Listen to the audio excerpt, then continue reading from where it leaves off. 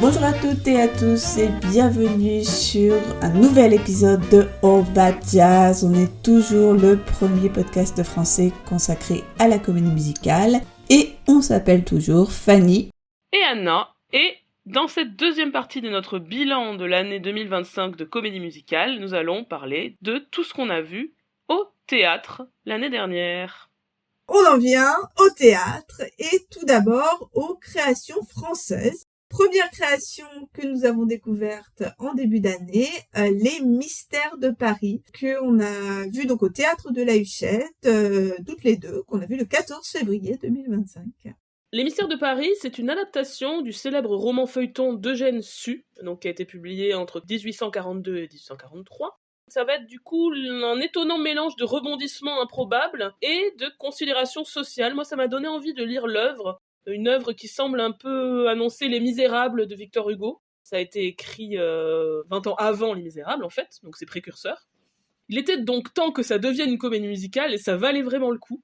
Sur cette comédie musicale, on retrouve des auteurs qu'on connaît, qui créent souvent des œuvres à la Huchette. Didier Bailly, le compositeur, et Éric Chantloz, paroles et livrets, qui sont les auteurs de La Poupée sanglante, adaptée de Gaston Leroux en 2016, qu'on avait vu. Chantloz, il était auteur aussi sur Comédien en 2018. Didier Bailly, il était compositeur sur Exit, qu'on avait beaucoup aimé, dont on avait parlé dans notre bilan 2021. Et à la mise en scène, on a aussi Patrick Halluin, qui est un super metteur en scène et qui avait lui aussi participé à la comédie musicale Exit. Donc c'est un peu la team Théâtre de la Huchette, ce tout petit théâtre rue de la Huchette à Paris.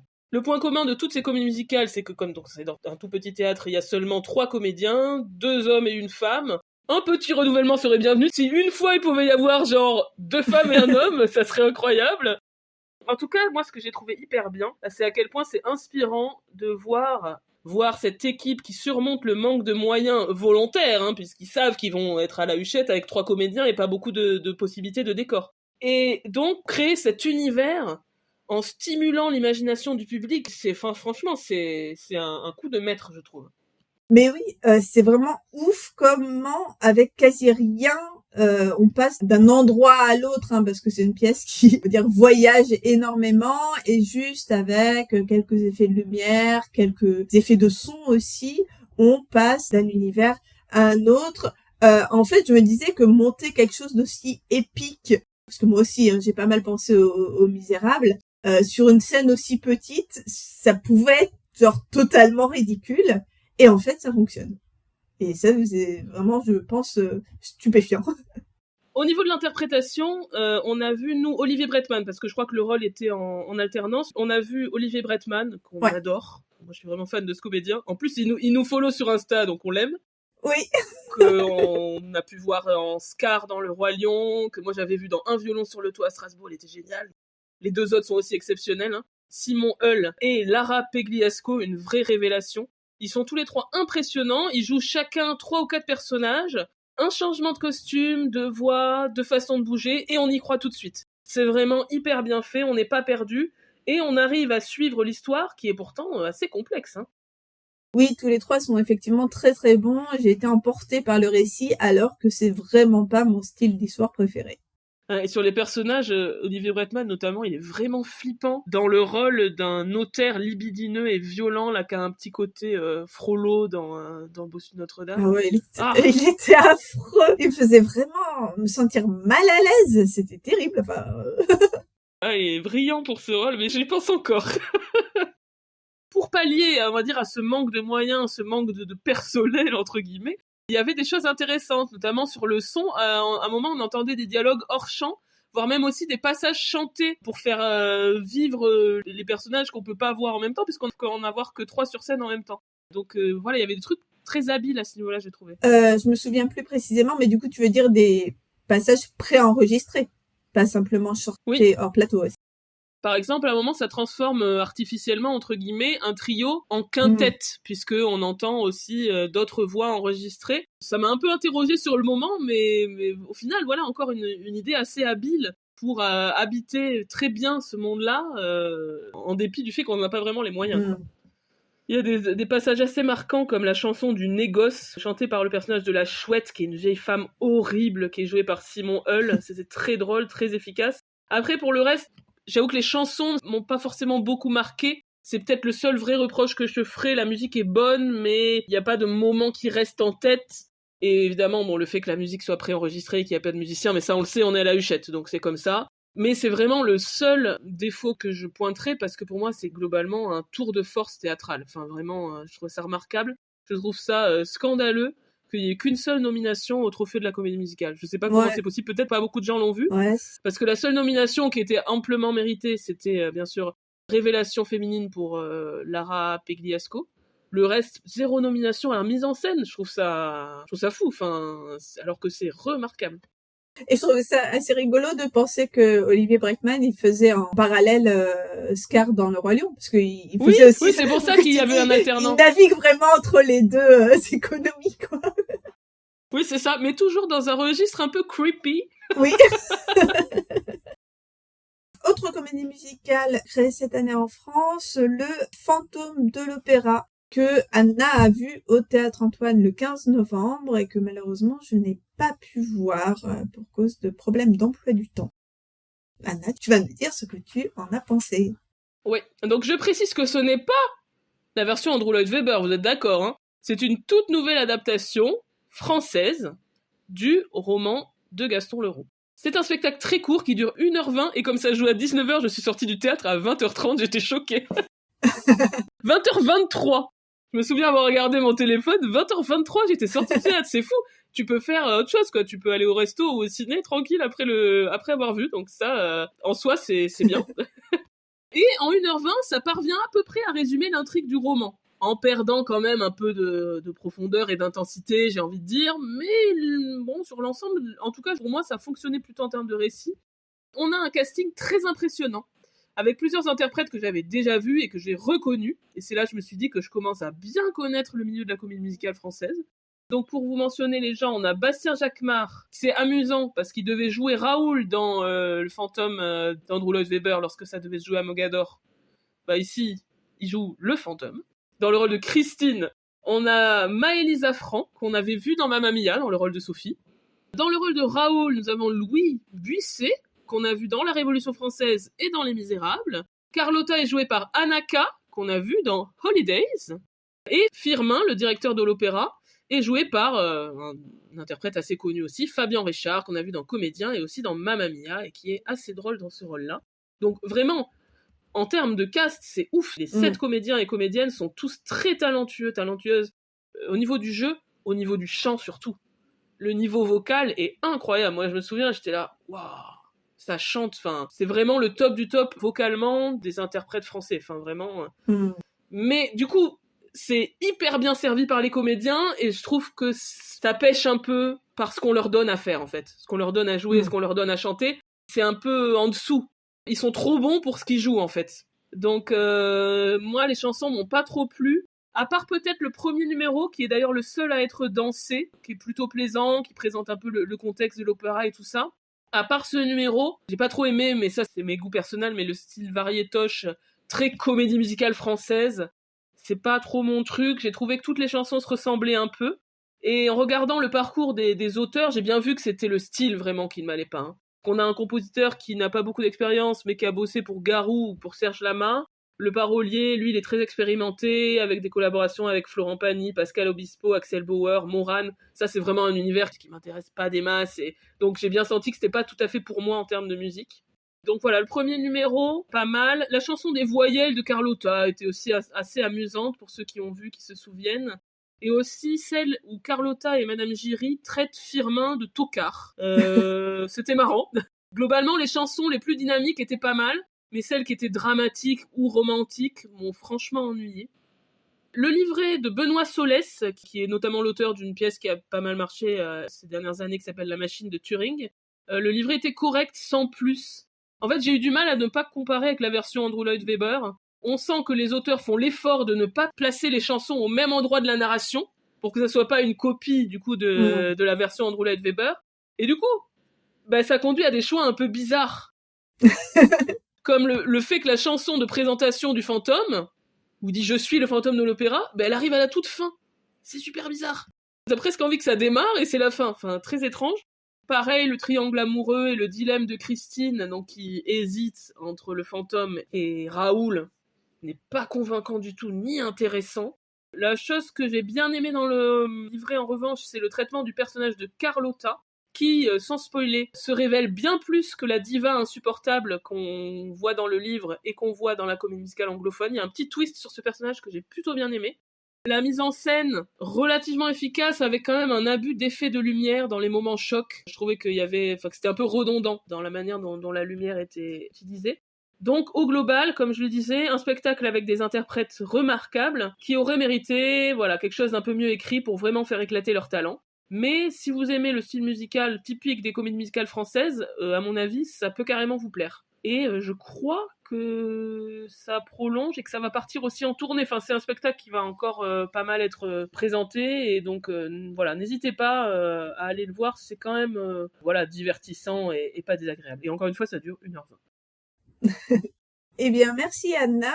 On va ensuite enchaîner sur une adaptation scénique d'un film, et pas des moindres. Il s'agit de l'adaptation des Demoiselles de Rochefort, qui se joue encore actuellement au Théâtre du Lido. Il se joue depuis la rentrée et qui a été prolongée jusqu'au printemps, il me semble, et que nous avons toutes les deux vues le 28 novembre dernier. Alors, Ces Demoiselles de Rochefort, c'est une adaptation très fidèle. L'intrigue est vraiment identique, même les dialogues la plupart du temps, et à chaque fois que c'était pas le cas, j'ai remarqué, parce que moi évidemment je connais absolument par cœur les Demoiselles de Rochefort. Bon, ce qui est plaisant, c'est que c'est les Demoiselles de Rochefort, donc les musiques de Michel Legrand sont toujours sublimes. J'avoue que j'ai eu un petit frisson quand a commencé la chanson de Maxence. Voilà, les mélodies sont incroyables, et en plus il y a un super orchestre live, donc c'est beau, c'est beau, musicalement. Après, il y a plusieurs choses qui nous ont un peu chagrinés. Et moi, je vais commencer par celle qui m'avait frappé un peu depuis le début, même avant de voir la pièce. C'était concernant la distribution. Puisque ont été castées dans les rôles des jumelles notamment, mais pas que, des chanteuses lyriques. Moi, je trouve que ça n'a aucun sens. La partition de Michel Legrand, je sais qu'il avait des influences de musique classique, etc., mais c'est du jazz. C'est vraiment une partition de jazz. Et du coup, on a ce truc un peu lyrique. Dès qu'elle monte dans les aigus, on entend ce style opératique très distinctif. Alors heureusement, c'est pas en permanence, parce qu'elles sont souvent dans des tonalités, on va dire, médium, qui fait qu'on n'entend pas vraiment la voix opératique. Et donc ça passe pas trop mal, mais vraiment, je ne comprends pas ce choix. Moi aussi, j'avais un petit peu peur au vu des extraits qu'on avait pu entendre sur les réseaux sociaux. Mais finalement, ça m'a pas tant choqué que ça au moment de la représentation, même si je me suis dit qu'à certains moments, ça aurait mérité d'être davantage parlé, chanté que chanté. Hein. C'est toujours aussi la question pour ces interprètes pas forcément habitués au registre de la comédie musicale. Mais c'est pas ce qui m'a le plus choqué sur sur les Demoiselles de Rochefort. De mon côté, les réserves sont vraiment plutôt sur l'esthétique de la production, mais on y reviendra. On va y revenir, mais ce que je veux dire par là, c'est que pourquoi caster ces deux chanteuses lyriques qui sont par ailleurs très talentueuses, hein, mais quand il y avait juste là, dans l'ensemble, Lara Pegliasco, dont on vient de parler à propos des Mystères de Paris, qui aurait pu jouer, je suis désolée, Delphine ou Solange, parfaitement, quoi. Elle joue une des foraines. Ou franchement, plein d'autres jeunes artistes français qui auraient pu être castés, notamment les gens que je viens de mentionner, qui sont dans Le Fantôme de l'Opéra. Bastien Jacquemart, je suis désolée, il aurait pu faire Maxence. Et Maëlys Affran, elle aurait pu faire Delphine. Et voilà, il y a un truc, mais j'ai l'impression d'un snobisme, en fait, de la part de Jean-Luc Choplin et de la prod en général. Donc, soit ils castent des gens qui sont pas français, soit si c'est des français, c'est des artistes lyriques. Enfin, il y a un truc un peu comme si c'était impossible de faire, qu'il y ait des artistes de comédie musicale française, on va dire commerciale, classique, qu'on voit un peu partout, comme tous les artistes que j'ai cités dans Le Fantôme de l'Opéra, que ça vienne dans les productions de Jean-Luc Choplin. C'est comme si c'était pas la même chose, quoi. Et je comprends pas cet hermétisme entre ces deux univers. Pourtant, je sais que les comédiens typiques de comédie musicale, ils font les auditions, hein. Ils voulaient tous jouer dans Les Demoiselles de Rochefort, hein. Bah non. Et là, pour le coup, c'est même pas une question de préférer des artistes étrangers pour les deux rôles des jumelles, hein, comme ça a été d'ailleurs le cas pour d'autres productions jouées en anglais au Lido, ou même d'autres rôles, hein, on l'a dit, au sein des Demoiselles. Donc, ouais, j'avoue que moi non plus, je comprends pas trop ce choix. Est-ce que tu penses qu'ils pensent que ça fait plus sérieux d'avoir des artistes d'opéra? Enfin, Mais je pense qu'il a tort. Enfin, vraiment, c'est quelque chose qui est pour moi un mystère, vraiment. Coucou, c'est Anna depuis le banc de montage. Littéralement le lendemain du jour où on a enregistré cet épisode. La production des Demoiselles de Rochefort nous a un tout petit peu contredites, en annonçant que, en alternance, allait arriver dans le rôle de Yvonne Léovanie Rau, qu'on a vu dans Mamma Mia notamment, et que dans le rôle de Guillaume l'Ancien, on allait avoir Simon Hull, dont on parlait un tout petit peu plus tôt dans l'épisode à propos des mystères de Paris.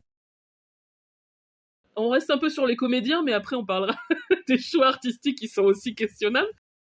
Il y a un autre truc qui m'a perturbé, mais vous me connaissez, et en plus on a déjà parlé. Mais pourquoi autant de comédiens étrangers avec accent, surtout dans une histoire où il y a déjà des personnages étrangers. Et déjà notamment un qui est le fameux personnage de Andrew Miller, qui est surnommé l'étranger ou l'américain dans le film, littéralement. Et pourquoi du coup Maxence a un accent? Enfin voilà, ça me perturbe. Éventuellement Bill, même si dans le film il n'a pas d'accent, pour moi j'ai toujours pensé que c'était un américain Bill dans Les Demoiselles de Rochefort. Donc ok s'il a un accent. Mais pourquoi Maxence et pourquoi Boubou ont un accent anglophone? Ça n'a aucun sens. Toujours snobisme. Quoi, les artistes français, il y en a pas qui peuvent jouer Boubou, quoi. Je sais pas. Alors, je sais pas, peut-être je dis une bêtise, mais c'est juste un wild guess. Est-ce qu'il aurait espoir d'exporter cette production, comme il existe déjà une version anglaise des chansons, d'ailleurs qui font office ici de surtitres, hein, parce que la version en français est surtitrée en anglais, hein, parce qu'on a bien compris que le Lido, il s'adressait avant tout au public des touristes internationaux. Donc, je sais pas du tout. Bonne hypothèse, on va voir les suites de cette production. Aussi à propos de Boubou, il est adulte. Hein. Enfin, le mec qui le joue, je veux dire. Le mec qui le joue. Et il fait des saltos aussi sans arrêt. C'est un acrobate, j'imagine. Dans le récit, il a quand même 15 ans. Oui. T'avais noté un changement des délais paroles, divers. Du coup, bon, c'est quand même demandé pourquoi à 15 ans, il avait encore besoin d'être ramené de l'école. Mais bon. Ils se sont dit, merde, alors c'est chiant d'embaucher des enfants. On va embaucher un adulte qui va jouer un ado. Mais du coup, ça rend pas du tout crédible le fait qu'ils vont le chercher à l'école. Enfin bref. Par contre, au niveau des choses positives sur ce qui est des interprètes, j'ai adoré l'acteur qui jouait Simon Dame, qui s'appelle Arnaud Léonard. Il a un jeu assez affecté, différent de celui de Michel Piccoli, qui était plus, je sais pas comment dire, doucereux. Mais j'ai bien aimé que ça soit différent, et j'ai été super convaincue par son interprétation. Pour le coup, il y a un petit côté un peu désuet, je trouve, dans son interprétation, qui fait que là, on retrouve l'esprit des demoiselles. En plus, il chante extrêmement bien. Dans sa chanson, là, il donne vraiment une sorte de swing, un truc très jazzy, que j'ai beaucoup, beaucoup apprécié. Que l'interprétation de... Bon, je sais plus qui est la personne qui double Michel Piccoli dans le film, mais était un peu plus straight, alors que là, je sais pas, il donnait une sorte de swing que j'ai beaucoup, beaucoup aimé. La comédienne qui jouait Yvonne aussi, la mère des jumelles, était plutôt très bien aussi. Même si elle m'a semblé pas vraiment beaucoup plus âgée que ses filles, a priori. Ah oui, il y a moyen, ouais. Et Guillaume l'Ancien aussi est plutôt marrant, le comédien. Ouais, avec une vibe très sortie d'école de commerce, j'ai trouvé, mais qui le rendait extrêmement tête à claque et antipathique, et du coup, ça fonctionnait bien. Grave. J'ai bien aimé aussi, dans le genre, une petite modification par rapport à la pièce, le léger développement de Josette, donc qui est la serveuse du café, là. Elle danse pas mal, et on voit aussi qu'elle aspire à être artiste. Autre changement, on a suppression de la scène de dîner tout en alexandrin, et la disparition du personnage du grand-père.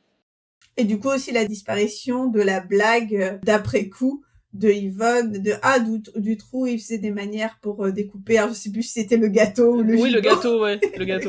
Oui, c'est vrai. Alors par contre, maintenant, venons-y. Parlons de la scéno. Les décors sont bien. Le café, l'appartement des jumelles, la galerie de l'Ancien aussi, avec la mise en scène très sympa de la chanson qui s'appelle De Delphine à l'Ancien, là où Delphine fait la morale à son amant, Guillaume l'Ancien. Oui, il y a une sorte de numéro de statue. Et voilà, elle s'anime, enfin, c'est assez joli. Ouais, c'est une façon assez originale, finalement, de figurer la galerie, j'ai trouvé. Ouais, je suis d'accord. Mais par contre, allons-y, hein. C'était quoi ces vidéos ignobles ? Il y a 3 grands écrans sur lesquels on peut notamment voir des lettres en néon qui forment le mot Rochefort. Mais à quoi ça sert ? Ça ressemblait en plus à un truc fait avec l'IA, j'espère pas, mais franchement, c'est vraiment esthétique IA. Ah ouais, vraiment, c'était absolument dégueulasse. Hein. Je suis désolée, j'ai pas d'autres mots, c'était clinquant, inutile, effectivement complètement esthétique IA. Et d'ailleurs, même au-delà de ces projections du Mont Rochefort, hein, les autres projections n'étaient pas terribles non plus. Il me semble qu'il y en avait aussi pour le moment, justement, où on découvre les agissements de Dutroux, enfin le meurtre qu'a commis Dutroux, avec des coupures de journaux. Bon, je sais pas trop. D'ailleurs, à ce moment-là, il y avait un ruban dont trespasse à la FBI. Enfin, je crois qu'on mélangeait vraiment différentes esthétiques. Enfin, il y a des choix esthétiques assez curieux. Et ça rejoint aussi un peu généralement ce que j'ai pensé dans la direction artistique plus globale et notamment le choix des costumes. Je sais pas, j'ai trouvé qu'il y avait beaucoup de paillettes, beaucoup de tissus satinés, extrêmement brillants.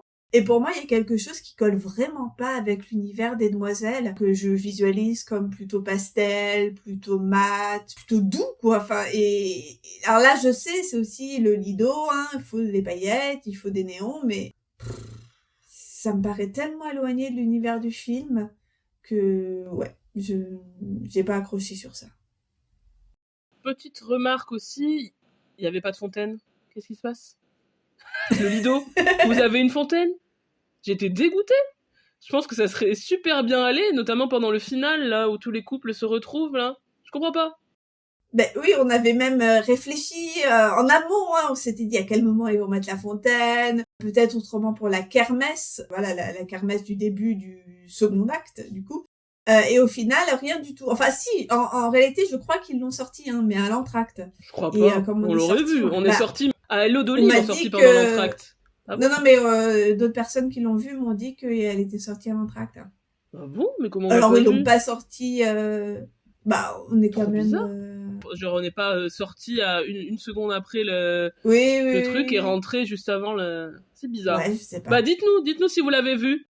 Oui, fontaine ou pas fontaine. Et quand? En tout cas, ça m'a un peu gâché la fin parce que j'attendais que la fontaine arrive. C'est absurde, des fois on a des attentes et ça gâche le truc, bref. Un dernier truc que je voulais dire, c'est que j'ai trouvé qu'il y avait quelque chose d'agréable, c'était de retrouver certaines répliques du film, certains passages, de manière fraîche. Parce qu'en public, devant des gens dont certains ne connaissent pas ou ne connaissent pas par cœur tout le film, et donc les trucs qu'on connaît par cœur, du genre Madame Dame, Permanente, tout ça, ben ça faisait rire les gens. Alors que c'est vrai qu'à force de voir le film, bon, on n'y pense plus tellement on l'a vu, ça nous fait plus vraiment rire, quoi. Et donc j'ai trouvé qu'il y avait un truc assez rafraîchissant de revoir l'œuvre presque de zéro, quoi. C'était plutôt plaisant. Enchaînons à présent avec les œuvres anglophones que nous avons vues en France. Et tout d'abord, Compagnie de Stephen Sondheim, la production Génération Opéra, donc coproduite par plusieurs opéras en France et qui poursuit donc actuellement sa longue tournée dans plusieurs maisons. Ça commence en 2025 et je crois que la tournée se poursuit jusqu'en 2027 parce que c'est des dates assez éparses. Oui, c'est ça. Sans doute pour caler aux programmations des différentes maisons. Et nous, on l'a vu à l'Opéra de Massy le 7 mars lors de la Générale. Et petit disclaimer, à cause du RER, j'ai loupé les 10 voire 15 premières minutes du début. Donc je suis dégoûtée. Ah oui, c'est vrai. Il s'agit de la première production professionnelle en France de cette œuvre majeure de Stephen Sondheim qui date de 1970 et que nous on avait vu à Londres aussi il y a quelques années dans la mise en scène de Marianne Elliott où c'était gender swap, hein, vous vous souvenez on avait parlé dans un de nos bilans où Bobby, le personnage principal, était interprété par une femme. Là ce n'est pas le cas, c'est la version normale entre guillemets classique de Compagnie. Alors il a été choisi de faire les textes, c'est-à-dire les dialogues en français avec une traduction de Stéphane Laporte et les chansons en anglais. Bon, c'est toujours quelque chose qui questionne, même si dans le cadre de cette œuvre où il y a vraiment une alternance assez nette entre les dialogues et les chansons, ça passe, mais on se pose toujours la question de si c'est vraiment le meilleur choix à faire. D'autant que je suis quasiment sûre d'avoir entendu une version française d'au moins quelques chansons chez Laurent Vallière il y a très longtemps. Je sais plus, on en avait reparlé, mais je sais plus si on avait reconfirmé cette info. Ouais. Si, on avait retrouvé les extraits. Il existe une version française. Ouais, je sais plus à quelle occasion ils avaient chanté ça, mais je sais plus, il y avait Rachel Pignot, non, qui avait chanté une chanson. Oui, tout à fait. Donc, comme tu l'as dit, on l'a vu lors de la Générale, donc c'était peut-être pas totalement rodé, c'était peut-être un peu parfois figé, mais c'était vraiment très bien. Même si quand on a vu la fameuse mise en scène de Marianne Elliott à Londres, dur de rivaliser, mais quand même, visuellement, ça faisait son effet. Gaëtan Borg, j'ai trouvé qu'il faisait un Bobby vraiment très attachant. Ouais, je sais pas, très sympa. plus que dans d'autres versions. Il a donné une patte particulière à ce personnage. Oui, parce que le personnage, il est parfois un petit peu antipathique. Hein. Je pense notamment à la version de Neil Patrick Harris, voilà, qu'on peut voir sur YouTube. Bon, il y a toujours quelque chose d'un peu spoiled brat à Bobby, mais qui n'a pas du tout pour ici, effectivement. Ouais, là, grâce à l'interprétation de Gaëtan Borg et aussi des autres, presque ça change la vision de l'œuvre, ça change la manière dont on peut l'interpréter. Avec, j'ai trouvé cette fois-ci une version vraiment focalisée sur la question de l'amitié, avec un super cast, des comédiens et comédiennes géniales et géniaux comme Eva Gentilly, Neyman Aouri, Jeanne Jérôme, vraiment très très très bien. Ouais, là, typiquement, toutes les trois, elles sont absolument épatantes, chacune dans leur registre. Ouais, non mais tout le monde, hein. Franchement, c'est un cast incroyable, heureusement, parce que c'est vraiment une œuvre d'ensemble, quoi. Mais là aussi, on a le top du top des comédiens de comédie musicale français, quoi.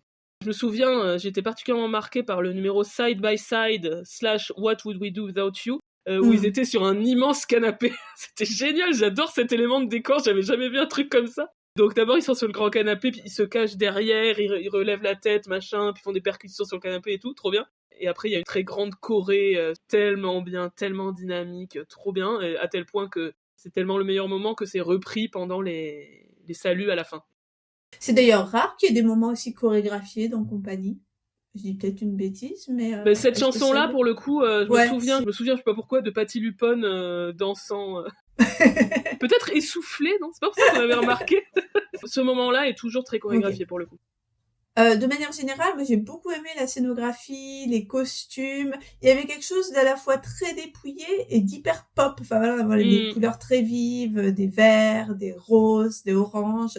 C'est très beau, très original aussi, enfin très rafraîchissant.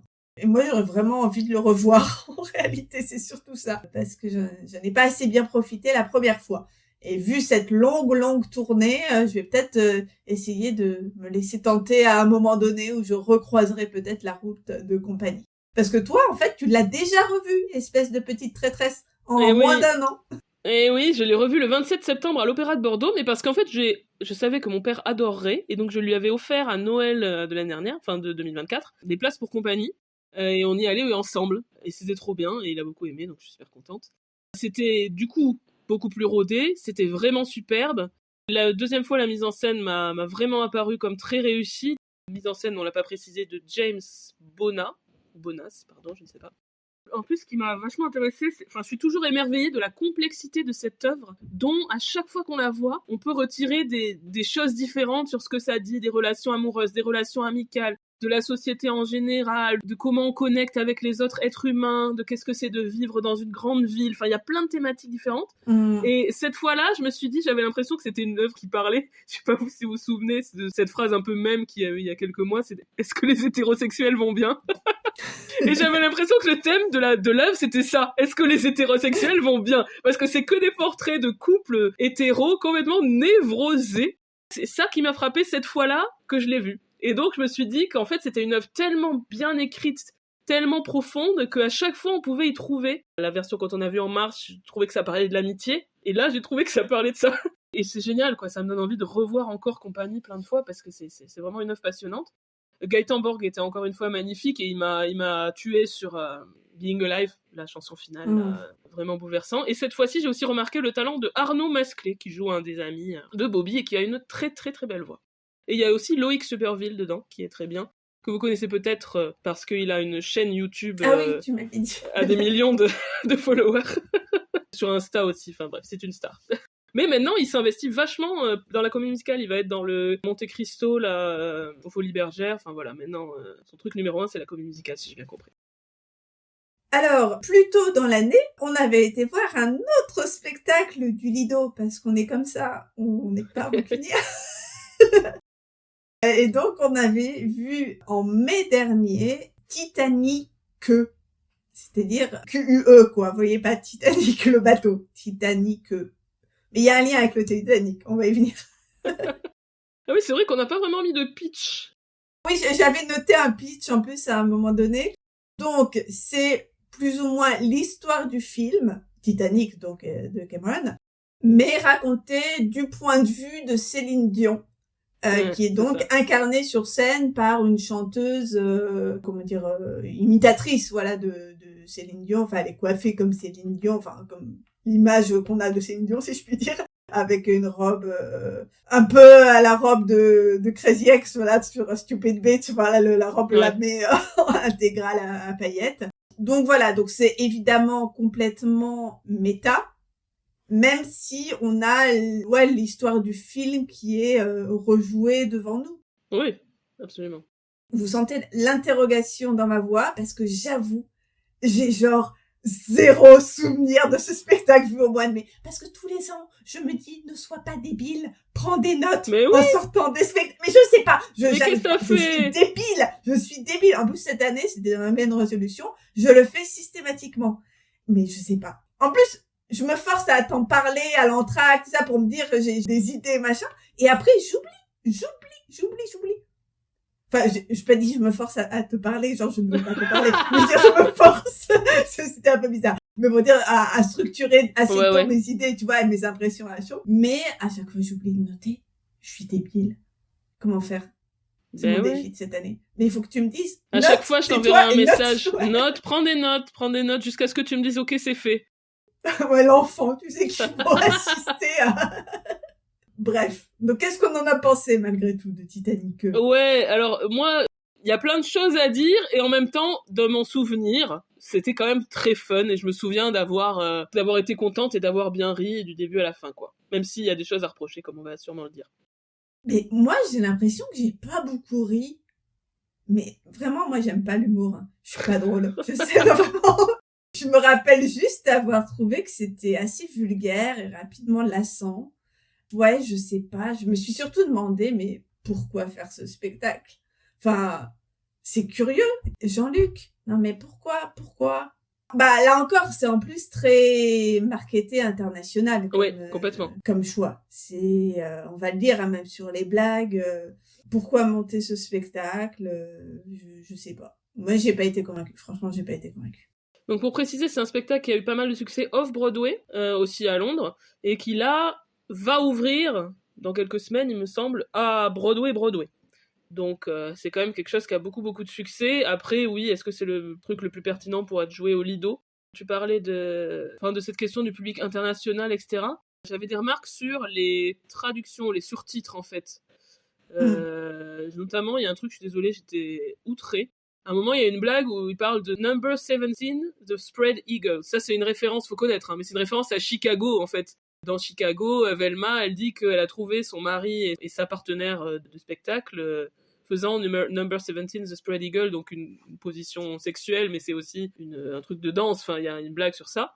Et je me souviens que dans les sous-titres, j'étais outrée, ça devenait une blague sur DSK. Sur DSK, trop drôle le viol, les gars, vraiment trop marrant, quoi. Mais j'étais outrée. Donc déjà, ça commence bien. Mais par contre, effectivement, la blague était intraduisible, enfin le public français ne peut pas comprendre cette blague. Mais on n'était pas obligé de faire une blague sur DSK, c'est pas parce que c'est très français que... Enfin bref. Tu vois, on traduit en France, c'est DSK, quoi. Non mais la honte. Mais vraiment la honte. J'ai été outrée. Et aussi, autre remarque sur les surtitres, les chansons n'étaient pas surtitrées. Alors pardon, mais encore une fois, les textes importent dans une comédie musicale. Alors je me suis demandé si c'est parce qu'il y a une question de droit des chansons de Céline Dion, parce que on l'a pas dit, mais c'est un jukebox musical de Céline Dion. Et alors peut-être c'est pour ça, parce que les textes des chansons de Céline Dion n'étaient pas traduits, mais dans l'intrigue c'est quand même relativement bien fait pour que les paroles des chansons de Céline Dion aient un lien avec ce qui se passe, quoi.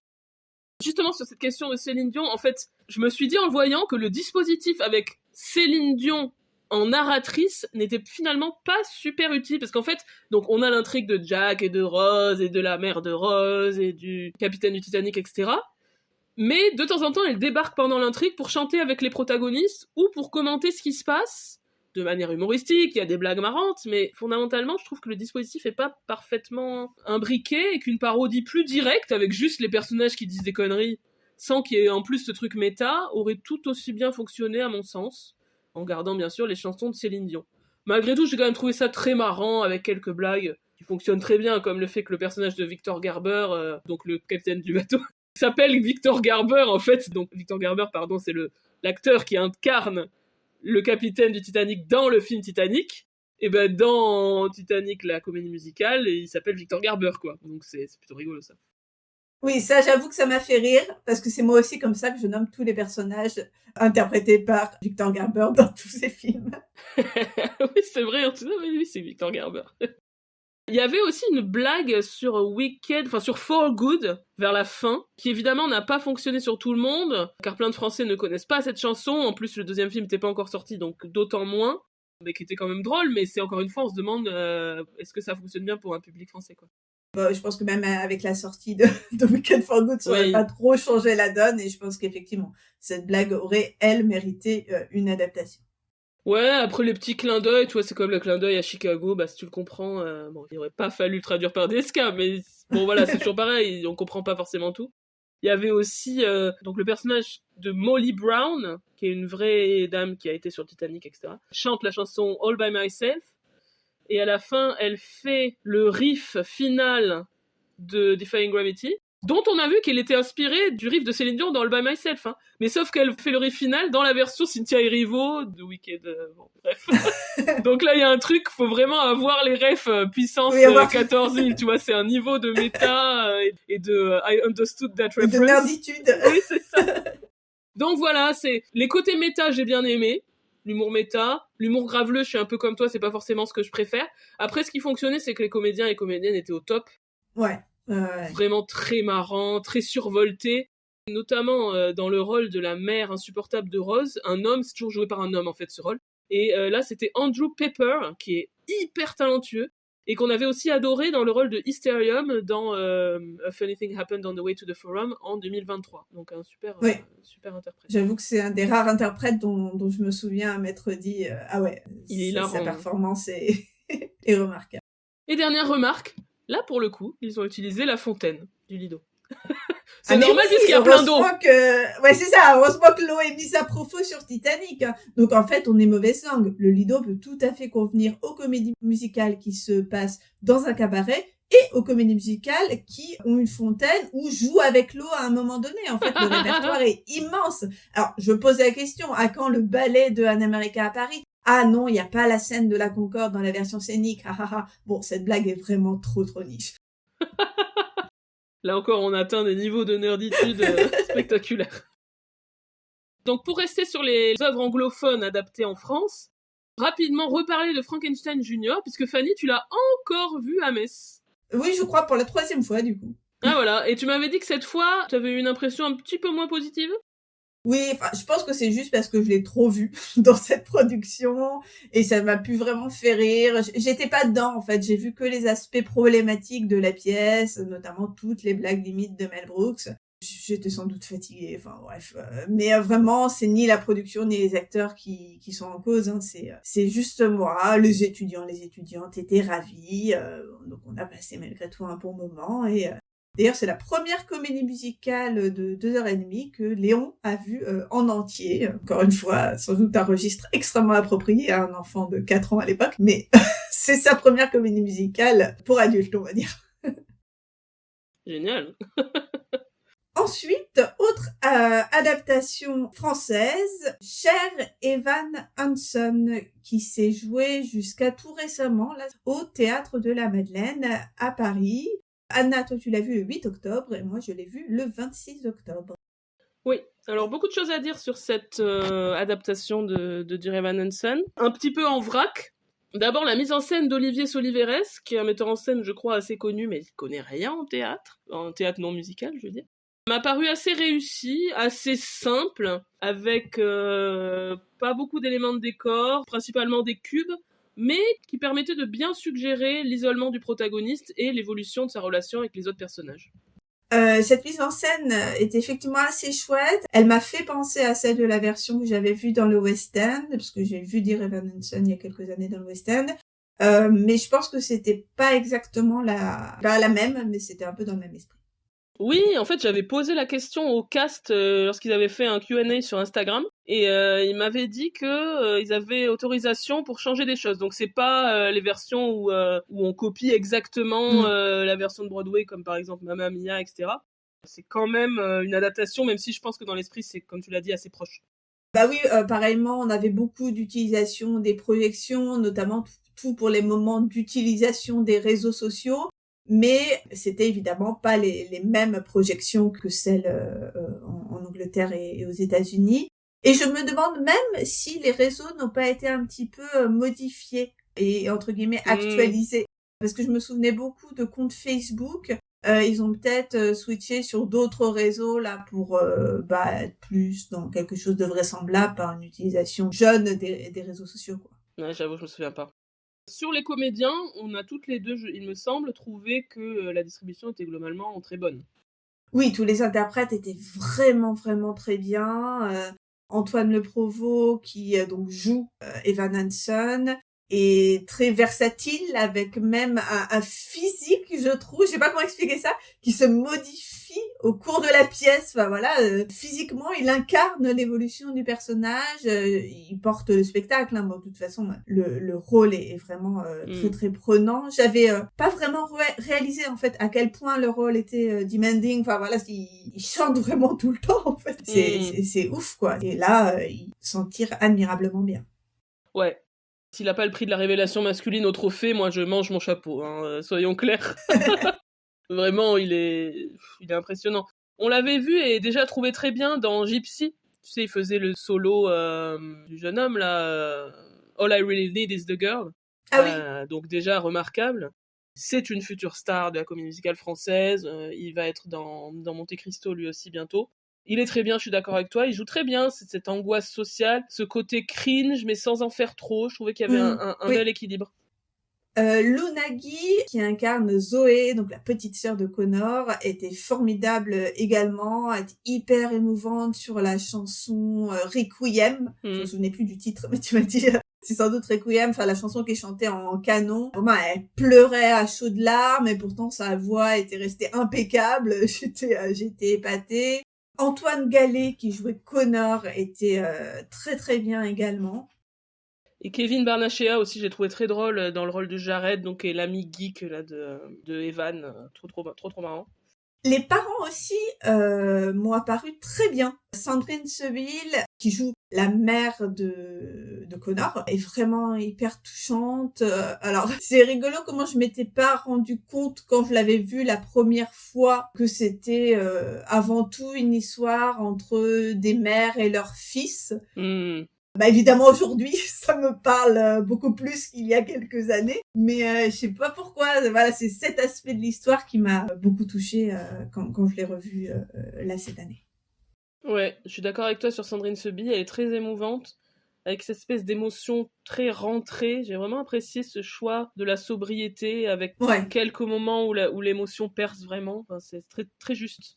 Sur la question de l'adaptation des chansons, j'ai trouvé ça pas mal, mais quand même quelques maladresses, quelques passages qui perdaient la poésie des images, j'ai trouvé.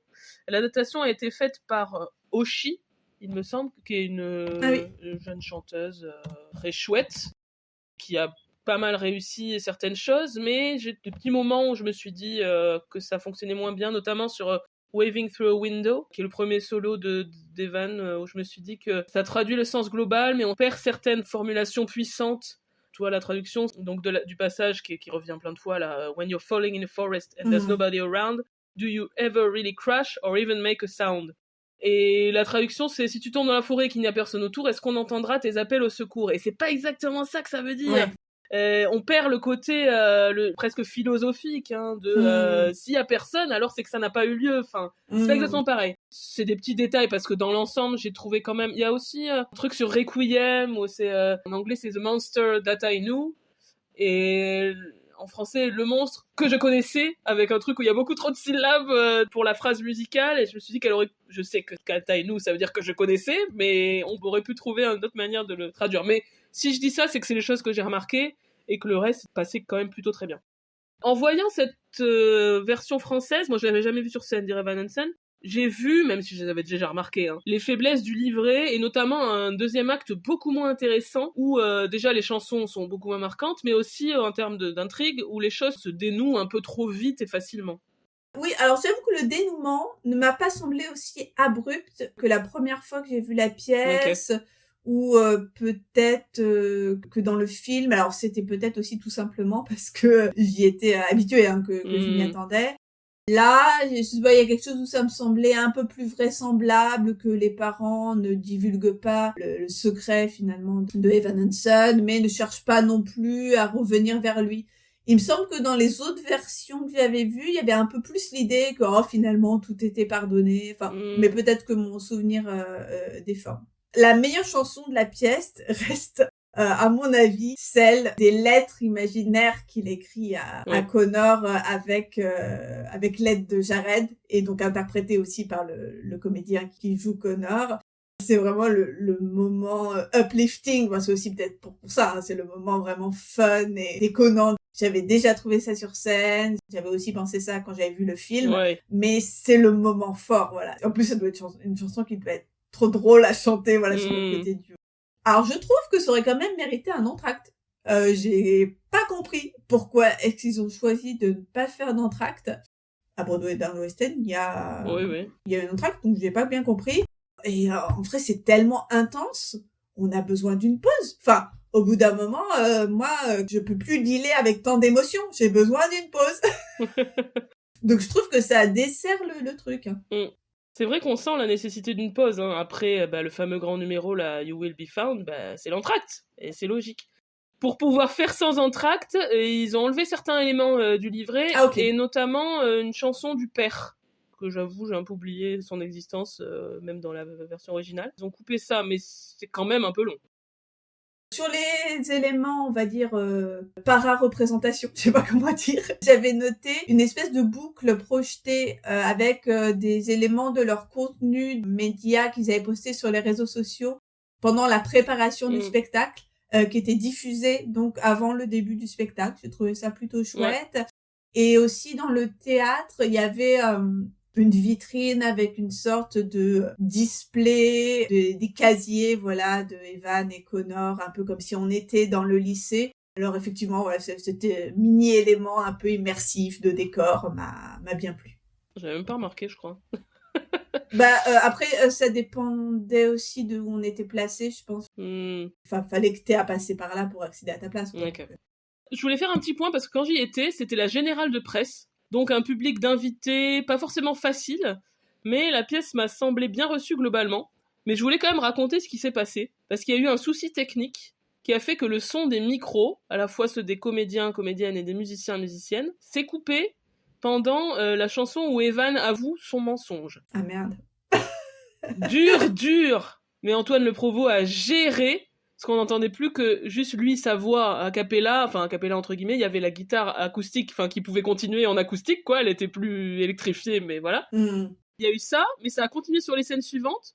La chanson So Big, So Small, pardon, je sais plus comment c'est en français, qui est le duo intimiste entre Evan et sa mère. C'était aussi comme ça en acoustique. J'avoue qu'étant placé en corbeille tout en haut, j'ai vraiment dû tendre l'oreille.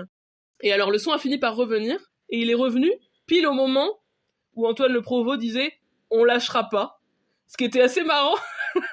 Le côté, voilà, artiste de théâtre qui continue malgré les gros problèmes techniques, the show must go on, quoi. Et au moment où il dit « on lâchera pas », le son revient, donc ça a valu de longs applaudissements. Ils ont attendu que les applaudissements se terminent avant de reprendre, mais c'était plutôt marrant. Vraiment la magie du théâtre, quoi. Une expérience à vivre, j'ai trouvé, de spectacle vivant. Donc voilà, pour finir ce cher Evan Hansen, c'est globalement une bonne adaptation qui malheureusement vient de s'arrêter. Mais je ne sais pas si c'est prévu de partir en tournée ou d'être repris l'année prochaine. Mais pour le coup, ça vaut le coup d'être vu et ça peut attirer un public assez large, notamment d'adolescents. Donc j'espère que ça se rejouera. Et alors, je voulais juste noter, j'ai remarqué que toi aussi tu t'en servais sur le marque-page. Tout à fait, je l'ai. Qui était distribué. Il y a des messages de prévention. Sur le suicide, enfin, tu vois, un message en mode si vous avez besoin d'aide, les numéros d'urgence et ça. Ah, c'est bien. Pour finir sur les œuvres anglophones qu'on a vues en France, on vous redit qu'en ce qui concerne Gypsy, avec Nathalie Dessay et Naïma Naouri, on a consacré un épisode entier à l'œuvre Gypsy en général et avec une partie sur cette version-là. Et en ce qui concerne la Cage aux Folles qui s'est jouée en fin d'année au Théâtre du Châtelet, l'épisode est à venir. Nous vous donnerons bientôt notre avis sur l'œuvre en général et sur cette version du Châtelet. Maintenant, passons à un spectacle jeune public. C'est un spectacle qui s'appelle Et si, que nous avons vu au Théâtre Essaillon le 15 février avec nos enfants, ton fils et ma fille. Je reprécise pour ceux qui connaissent pas notre vie perso. C'est un spectacle de la super compagnie Tout de Go, dont Fanny, tu avais déjà vu le spectacle Eutro, dont tu avais parlé l'année dernière, il me semble, dans le bilan de l'année dernière. Donc, et si c'est l'adaptation d'un livre que si vous avez des enfants assez petits, vous connaissez, le livre d'un des meilleurs auteurs de littérature jeunesse, qui s'appelle Chris Houghton, qui a fait des classiques comme Un peu perdu, Oh non Georges, Chut, on a un plan, voilà, géniaux, vraiment très très bien. Et donc là, c'est Et si, qui est peut-être celui que je préfère, adapté avec un comédien et une comédienne sur scène, qui ont des marionnettes, qui font des ombres chinoises. C'est très inventif pour faire vivre cette histoire, qui est donc étirée pour tenir sur 35 minutes, puisque c'est une pièce pour les tout petits, hein. C'est vraiment à partir d'1 an, ils mettent, ou moins de 2, quoi, enfin c'est vraiment pour les tout petits, jusqu'à, je pense qu'on peut le voir jusqu'à assez tard, mais c'est vraiment un dispositif de tout petit. Et donc c'est une comédie musicale, il y a des petits moments musicaux vraiment très charmants. Oui, moi j'ai été assez convaincue. Je me demandais comment est-ce qu'ils avaient réussi à faire 35 minutes sur Et si. Et en fait, ça fonctionne sans que ça ait l'air étiré de manière trop artificielle. Simplement, on va dire, ils prennent leur temps de faire les différentes plongées vers les mangues. On vous spoile pas. C'est une histoire de mangues, de singes et de tigres. Et surtout, c'est très beau. Visuellement, les décors, les marionnettes sont magnifiques. Même si y a quand même un passage difficile là, on est d'accord, non? Je viens d'avoir une image là. Je sais pas, c'est toi qui aimes pas les marionnettes. si, avec sa grosse bouche. Ah si, on a une marionnette grosse bouche. C'est la mangue qui est Oui, c'est ça. Anthropomorphisée, Si vous avez cette phobie très spécifique des marionnettes à grosse bouche, on se sait. Donc voilà, la mangue c'est compliqué. Mais autrement, c'était bien. Surtout parce que ça nous plonge dans un univers assez captivant. Mon fils qui avait donc 4 ans à l'époque, j'avais peur qu'il soit un peu trop âgé déjà, mais il avait bien aimé. Donc je rappelle qu'en l'espace de quelques mois, il a vu Et si Frankenstein Junior et Evita, on y reviendra. Donc j'ai vraiment un problème sur les âges et les œuvres. Mais... Donc on a passé un très bon moment. Bon, ma fille, par contre, elle a pas tenu, hein. Elle m'a obligée à sortir, tu te souviens, parce qu'elle râlait, là. Bon, elle avait pas encore 2 ans et demi à ce moment-là. Pourtant, elle avait déjà vu des spectacles, mais elle a eu un peu de mal. Elle a un peu de mal pour les spectacles, parce qu'elle parle tout le temps. Mais bon, après, pour les spectacles des tout-petits, c'est pas grave, ils parlent tout le temps, de toute façon. Mais là, elle voulait juste sortir, en fait. Elle m'a dit, je veux sortir. Du coup, j'ai pas tout vu. À la fin, on est revenu, j'étais avec elle dans les bras, derrière, au fond du théâtre, pour voir la fin. Mais voilà, c'était un peu dommage. J'espère que la prochaine fois qu'on verra un spectacle, ça sera mieux. D'autant plus qu'apparemment, donc la compagnie Tout de Go vient d'adapter Chut, on a un plan. Ça, j'ai envie de le voir, ça va être très très bien. Et là, j'emmènerai aussi Cléo, mais elle a intérêt à pas faire le bazar. À pas brancher. Voilà.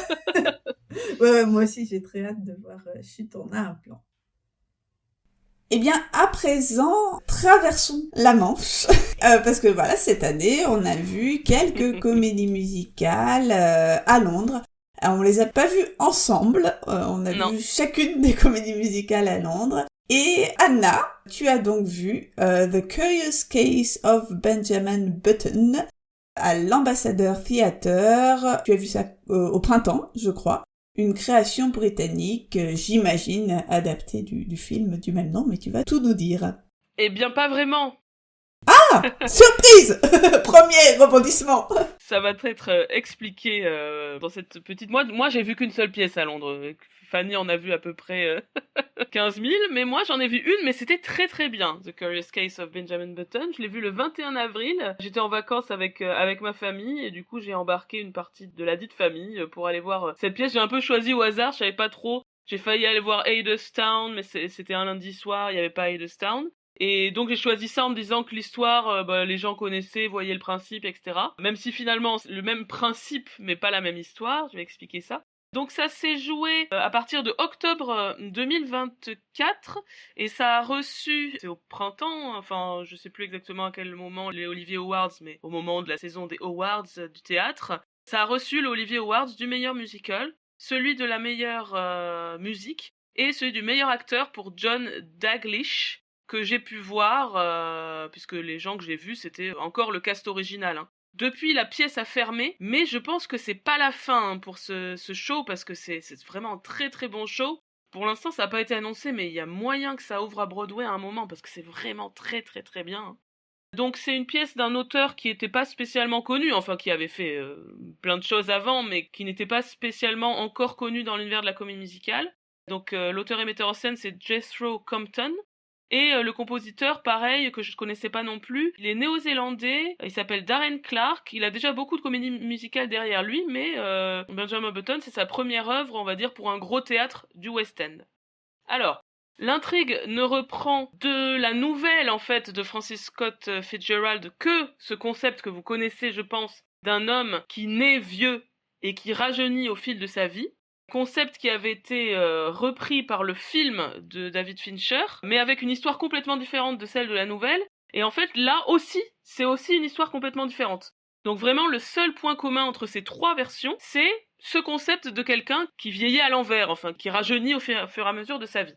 L'histoire, donc, qui, dans les deux versions précédentes, se déroulait aux États-Unis, bien sûr, ici est rapatriée en Angleterre, plus précisément en Cornouailles, qui est donc le comté d'origine du créateur de l'œuvre Jethro Compton. On est dans l'ambiance d'un petit village de bord de mer, avec la mer, la marée, les bateaux de pêcheurs. C'est très présent cette ambiance-là. On a une musique folk magnifique qui fait penser à la musique irlandaise, ce style-là. Bon, je suis pas très spécialiste, j'avoue. C'est très plaisant, j'ai plusieurs mélodies qui me sont restées en tête. Et ce qui est intéressant, c'est que c'est pas vraiment découpé en de grands numéros. On va plutôt avoir une musique qui accompagne l'intrigue, sans que ça soit sung through. Il y a quand même des passages parlés. Mais je sais pas comment dire, les numéros musicaux se mêlent vraiment hyper bien au dialogue. C'est vraiment très bien écrit à ce niveau-là. On va avoir en termes d'intrigue un focus sur le personnage bien sûr de Benjamin Button et aussi le personnage de Eloïne qui va être son histoire d'amour, sa grande histoire d'amour. Et ensuite, autour d'eux, on a surtout des personnages secondaires qui vont être joués par l'ensemble, et l'ensemble change de rôle régulièrement. Ça m'a fait penser dans la manière dont c'est fait à ce que faisait Come From Away, avec les personnages qui changent très très vite, juste avec un élément de costume, hop, ils deviennent un autre personnage et tout. Et c'est très très très très bien. Et cet ensemble aussi va assurer la narration, raconter l'histoire et les émotions des personnages. Il y a un côté vraiment exaltant dans les numéros d'ensemble qui posent une ambiance et qui font défiler la vie du personnage. La première demi-heure, les chansons s'enchaînent sans laisser de pause pour les applaudissements. On est vraiment, comme je disais, dans l'inverse de cette logique de grand numéro. C'est vraiment une musique qui va comme ça nous emporter sans qu'il y ait d'énormes pics émotionnels. Enfin si, il y a des pics émotionnels, mais qui ne correspondent pas forcément à des pics musicaux à chaque fois. Comme le film, donc ça se concentre sur cette histoire d'amour, même si c'est complètement différent. Benjamin Button va rencontrer Eloïne, qui est une local girl, donc qui habite dans le village, avec une forte personnalité. Et c'est assez bien fait ce concept de vieillir à l'envers, enfin de rajeunir, là, parce qu'au fil de sa vie, Benjamin Button perd la sagesse qu'il a au début. Vers la fin de sa vie, il commence à faire des erreurs de jeunesse. Enfin, c'est du coup assez intéressant comme manière de raconter l'histoire de ce personnage. L'acteur est excellent, vraiment pour rendre crédible ce rajeunissement progressif sans en faire des tonnes dans la manière dont il va imiter les différents âges. J'étais absolument bluffée. C'est tout le temps le même acteur? Oui, absolument. C'est le même acteur du début à la fin. Et c'est impressionnant comment il joue ça. C'est absolument mérité son Olivier Award. En termes d'histoire, ça commence à la fin de la Première Guerre mondiale et ça va en quelque sorte faire une sorte d'histoire du XXe siècle, puisqu'on va avoir par exemple la Seconde Guerre mondiale dans laquelle le personnage va s'engager. Et on a notamment un focus sur la conquête spatiale, puisque le personnage est passionné par la Lune, etc. Et on le voit notamment regarder la télé lorsqu'il y a le premier pas sur la Lune de Neil Armstrong. Donc c'est comme ça qu'on arrive un petit peu à suivre où on en est dans l'histoire du XXe siècle, quoi. Et vraiment, le temps va être le thème central de l'œuvre, évidemment, puisque c'est le sujet de Benjamin Button de manière générale, mais sans que ce soit lourdement asséné. L'intrigue est assez simple, parfois presque un peu trop simple, tout tourne autour du fait que Benjamin Button va comprendre que tout ce qui compte, finalement, c'était de vivre avec la femme qu'il aime et de faire une famille avec elle. Il y a une vision presque traditionnelle du fait que, ce qui est important dans la vie, c'est d'avoir une famille. Mais ça fait totalement sens pour le personnage, je trouve. Et au bout du compte, l'émotion gagne, notamment à la toute fin, qui va raconter en accéléré la fin de la vie de Benjamin Button. Donc quand il redevient enfant, puis qu'il redevient bébé, de plus en plus jeune, j'ai vraiment pleuré. C'est très très émouvant, la toute fin. J'en dis pas trop sur la manière dont c'est raconté, mais aussi sur la question de la paternité. Il y a vraiment des choses d'une finesse, et enfin ça m'a vraiment pris, quoi. C'est une réussite vraiment presque totale. J'avais noté à l'époque, je vous le conseille, parce que je ne pensais pas que ça aurait fermé. Mais je pense, comme je l'ai dit au début, que c'est pas la fin, parce que c'est vraiment tellement une belle œuvre que je pense que ça ressurgira à un moment ou à un autre. Et il existe, par contre, vous pouvez écouter l'album qui a été commercialisé et qui est très très beau. Je vous conseille vraiment, les musiques sont magnifiques. Donc ça, c'était moi la seule œuvre de comédie musicale que j'ai vue à Londres cette année. Mais par contre, Fanny, allons-y, racontons tout ce que tu as vu. À commencer par l'événement un peu du théâtre londonien de cette année. C'était la production, le revival de Evita, que tu as vu donc en août 2025. Oui, j'ai passé une petite semaine à Londres en août 2025, donc j'en ai profité effectivement pour voir plusieurs spectacles, et celui que j'attendais sans doute le plus, c'était donc cette adaptation événement de Evita, donc Evita, le classique d'Andrew Lloyd Webber qui avait été créé en 1978, qui avait déjà connu un certain nombre de revivals. Qui est donc adapté de la vie d'Eva Perón, l'actrice et femme politique argentine. Et dans le rôle d'Evita, nous avions donc cet été Rachel Zegler, qui a donc tenu le rôle pour quelques mois dans une production événement qui s'est jouée juste cet été. Il y a des rumeurs persistantes de transfert à Broadway. Je pense que ça devrait se faire. On ne sait pas exactement quand, mais a priori, ça devrait transférer à Broadway. Alors, petit point, on va dire, de ma propre backstory des conditions dans lesquelles j'ai vu ce spectacle. Donc, l'histoire de ma vie, j'avais pris des places dans le cadre de ce qu'ils appellent à Londres la Kids Week, que je vous recommande si vous avez des enfants et que vous voyagez à Londres pendant l'été. C'est une opération promotionnelle, voilà, pour aller au théâtre avec ses enfants, qui rendent le prix des places assez intéressant. Voilà, bon, c'est une mécanique, un enfant acheté, un adulte offert, un truc comme ça, bref. Regardez. Mais ça vaut vraiment le coup. Il y a beaucoup de spectacles qui étaient concernés. Et donc, notamment Evita, à ma grande surprise, et on y reviendra alors que c'est absolument pas un spectacle adapté pour les enfants. Mais donc, pour Evita, il y avait une date qui collait à mes dates de séjour, donc j'ai pris cette date-là.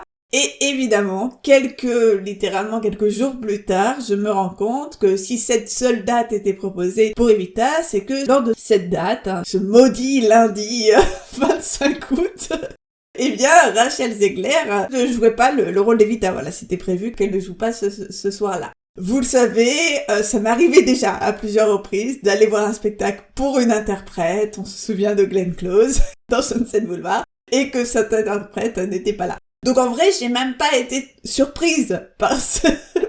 Mais j'ai été quand même profondément déçue. J'ai versé mes petites larmes dans le TGV quand je me suis rendu compte de ma méprise. Bref.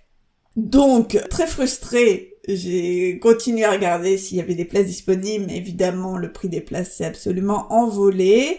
Mais que nenni, j'ai persisté jusqu'au jour même et en fait j'ai réussi à avoir finalement des places en matinée pour aller voir Rachel Zegler grâce à l'application TodayTix, que là aussi je vous recommande. C'est aussi un podcast organisation de séjour à Londres, mais vraiment TodayTix, si vous êtes assez flexible sur le spectacle que vous voulez découvrir et que vous restez suffisamment de jours à Londres, ça vaut vraiment le coup parce que les places sont incroyables. Voilà, j'ai été placée en orchestre, hyper bien placé, enfin, pour même pas 30 pounds, donc voilà. Tout ça pour dire que, finalement, j'ai pu voir Rachel Zegler dans le rôle d'Evita, et que j'ai même vu, du coup, un bout de la représentation, donc, du 25 août, où c'était donc Bella Brown qui tenait le rôle d'Evita. Mais je reviendrai sur cette deuxième performance. Et bon, j'ai pas regretté mon choix de reprendre des places pour voir Rachel Zegler parce que elle était absolument incroyable. Enfin, j'ai difficilement les mots pour qualifier sa performance, mais elle était d'une intensité du début à la fin de la pièce incroyable, et pourtant c'était pas trop. C'était à la fois hyper intense mais hyper juste. Enfin, cette représentation m'a étonnée à la fois par sa mise en scène, mais aussi par la caractérisation même du personnage d'Evita. C'est pas du tout l'idée que je me faisais d'Evita, on va dire, le personnage comme la comédie musicale.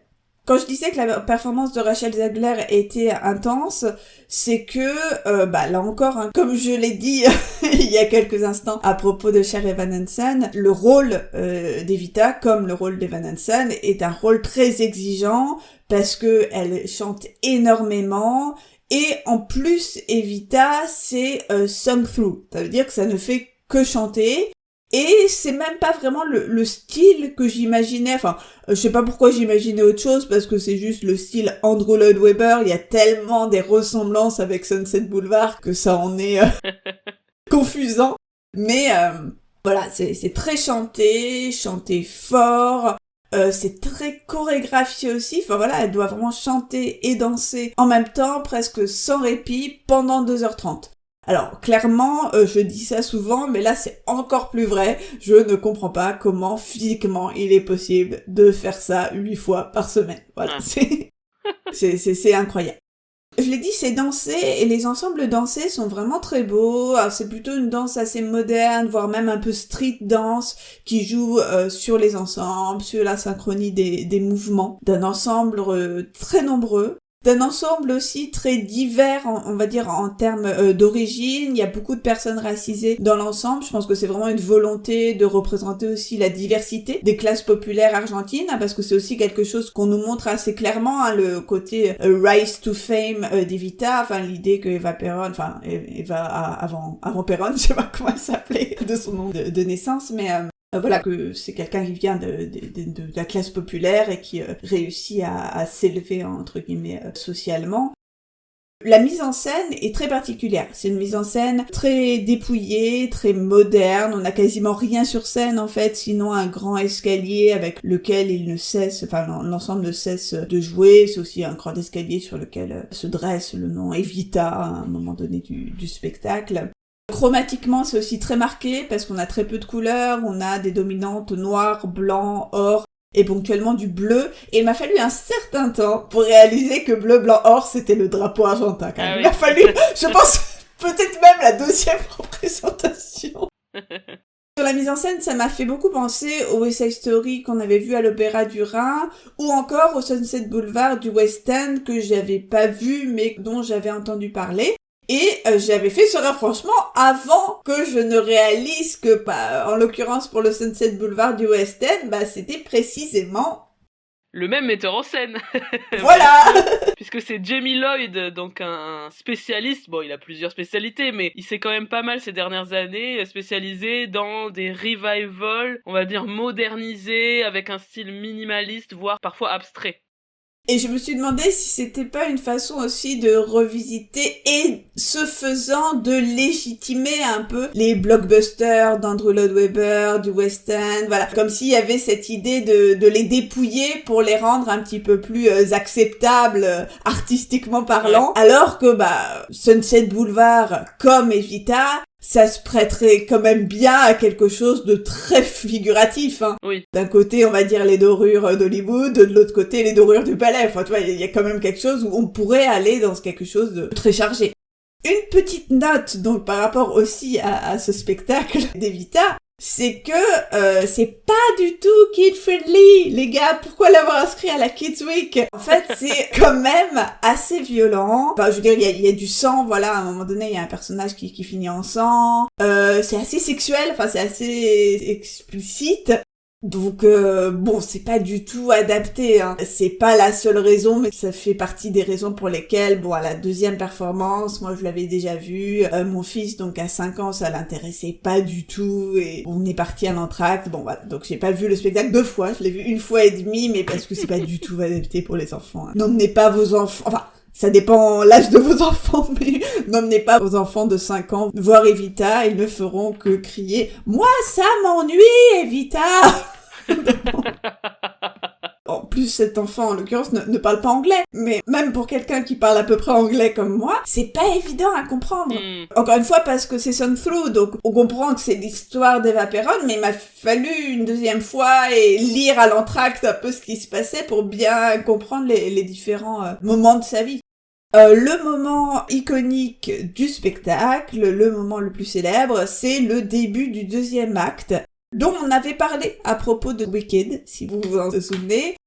Et en fait, le début du deuxième acte, c'est le moment où Eva Perón s'adresse à la foule avec cette chanson Don't Cry for Me Argentina. En fait, c'est sa première apparition en tant que épouse du président nouvellement élu Juan Perón. Et le dispositif particulier de cette production de cet été au Palladium, c'était que à ce moment-là, Rachel Zegler sortait du théâtre et jouait la scène sur le balcon du Palladium à destination donc de la foule des passants qui se pressait dans Argyle Street, qui est donc la rue qui borde le Palladium. Parce que bon, si vous n'avez jamais été au Palladium, c'est un théâtre qui a un très joli balcon, donc c'était très adapté pour cette scène. Au début, c'était vraiment une surprise, au début du run. Les premiers passants, je crois qu'ils n'étaient pas très nombreux à la voir, et puis rapidement, voilà, en quelques jours, ça c'est le word of mouth s'est propagé, et la foule était de plus en plus grande pour voir Rachel Zegler au balcon. Et donc, à ce moment-là,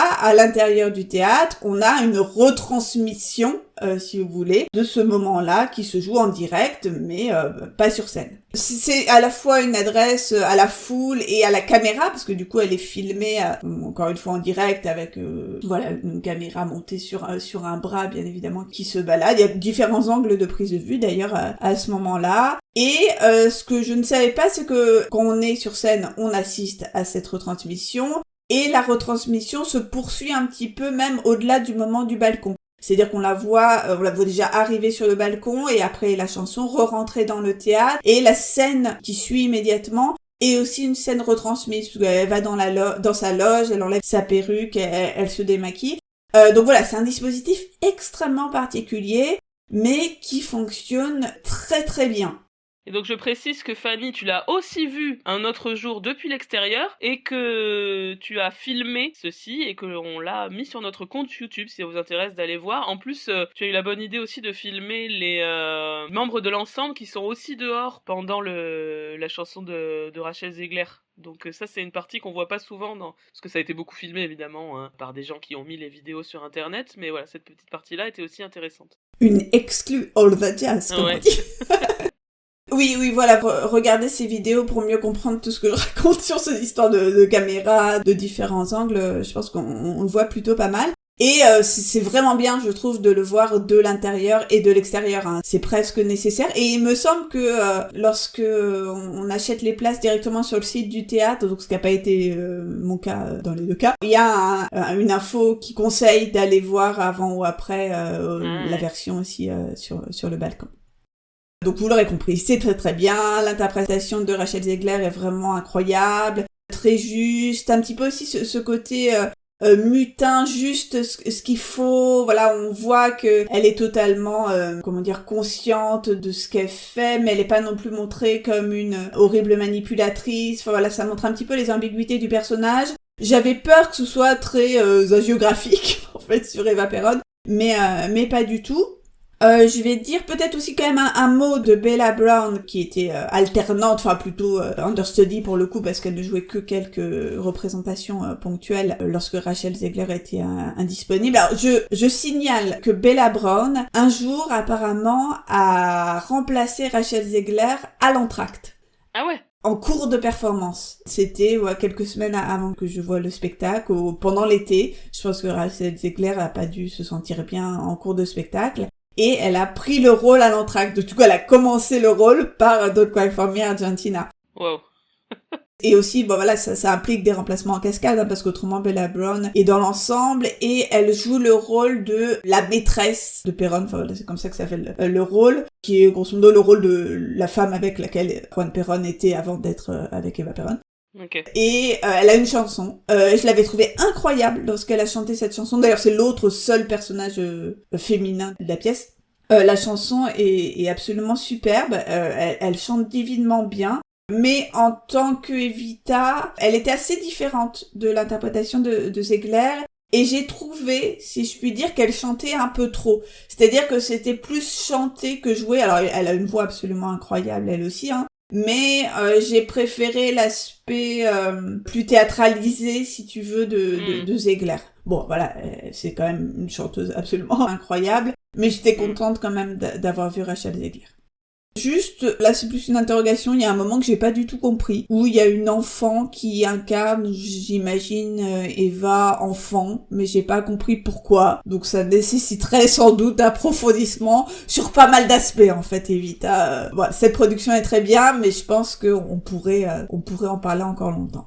Mais justement, on avait déjà évoqué cette possibilité, Fanny, de faire carrément un épisode complet sur Evita, l'histoire de cette œuvre, ce que ça raconte, comment ça a été produit, le film avec Madonna, tout ça. Donc voilà, Ouais, dites-nous, chers auditeurs et auditrices, si ça peut vous intéresser, un épisode complet sur cette œuvre, une des œuvres importantes d'Andrew Lloyd Webber. Nous passons ensuite à un autre spectacle que tu as vu à Londres, il s'agit de Mon voisin Totoro. Oui, il s'agit donc d'une pièce de théâtre, hein, c'est noté comme pièce de théâtre, j'expliquerai pourquoi. Donc inspiré du film d'animation éponyme réalisé par Hayao Miyazaki et produit par le studio Ghibli en 1988. Le film a donc été adapté pour la scène par Tom Morton-Smith sur une musique de Joe Hisaishi. La pièce a été créée en 2022 au Barbican Center, puis jouée dans le West End à partir de mars 2025, et je crois que son run là a été étendu en 2026, voire même jusqu'en 2027, ça fonctionne très très bien.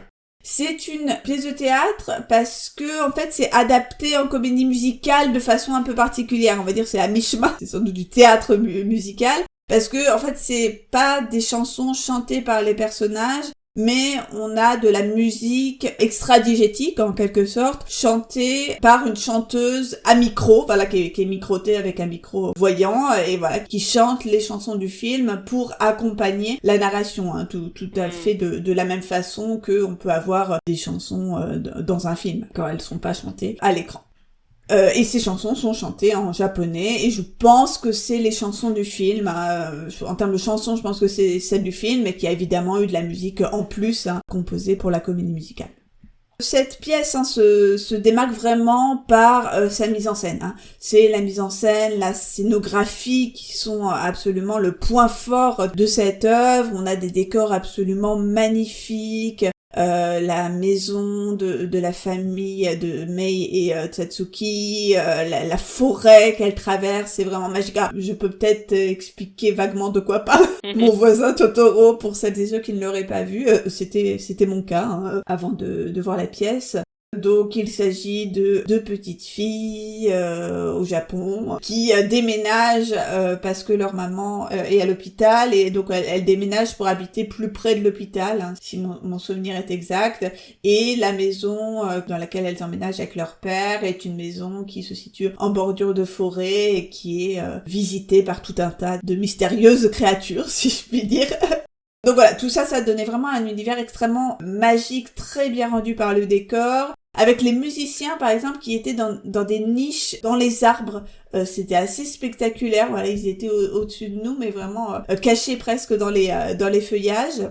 On a un usage assez raisonné des projections pour cette œuvre, ce qui est un peu toujours, on va dire, la crainte quand on est d'une adaptation de l'écran à la scène, mais là voilà, c'était assez mesuré, surtout pour les effets de nuit, quelques effets magiques.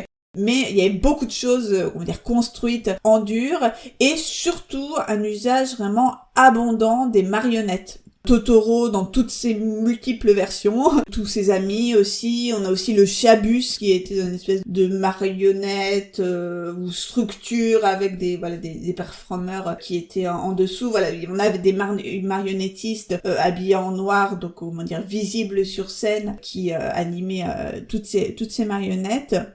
Et à chaque fois, hein, cette apparition des marionnettes, et en particulier les marionnettes de Totoro, c'est le clou du spectacle, enfin c'est vraiment le moment attractionnel que tout le monde attend. On a même 4 tailles de Totoro, comme dans le film, voilà, il se métamorphose vraiment au fil de la pièce, il est en gigantesque.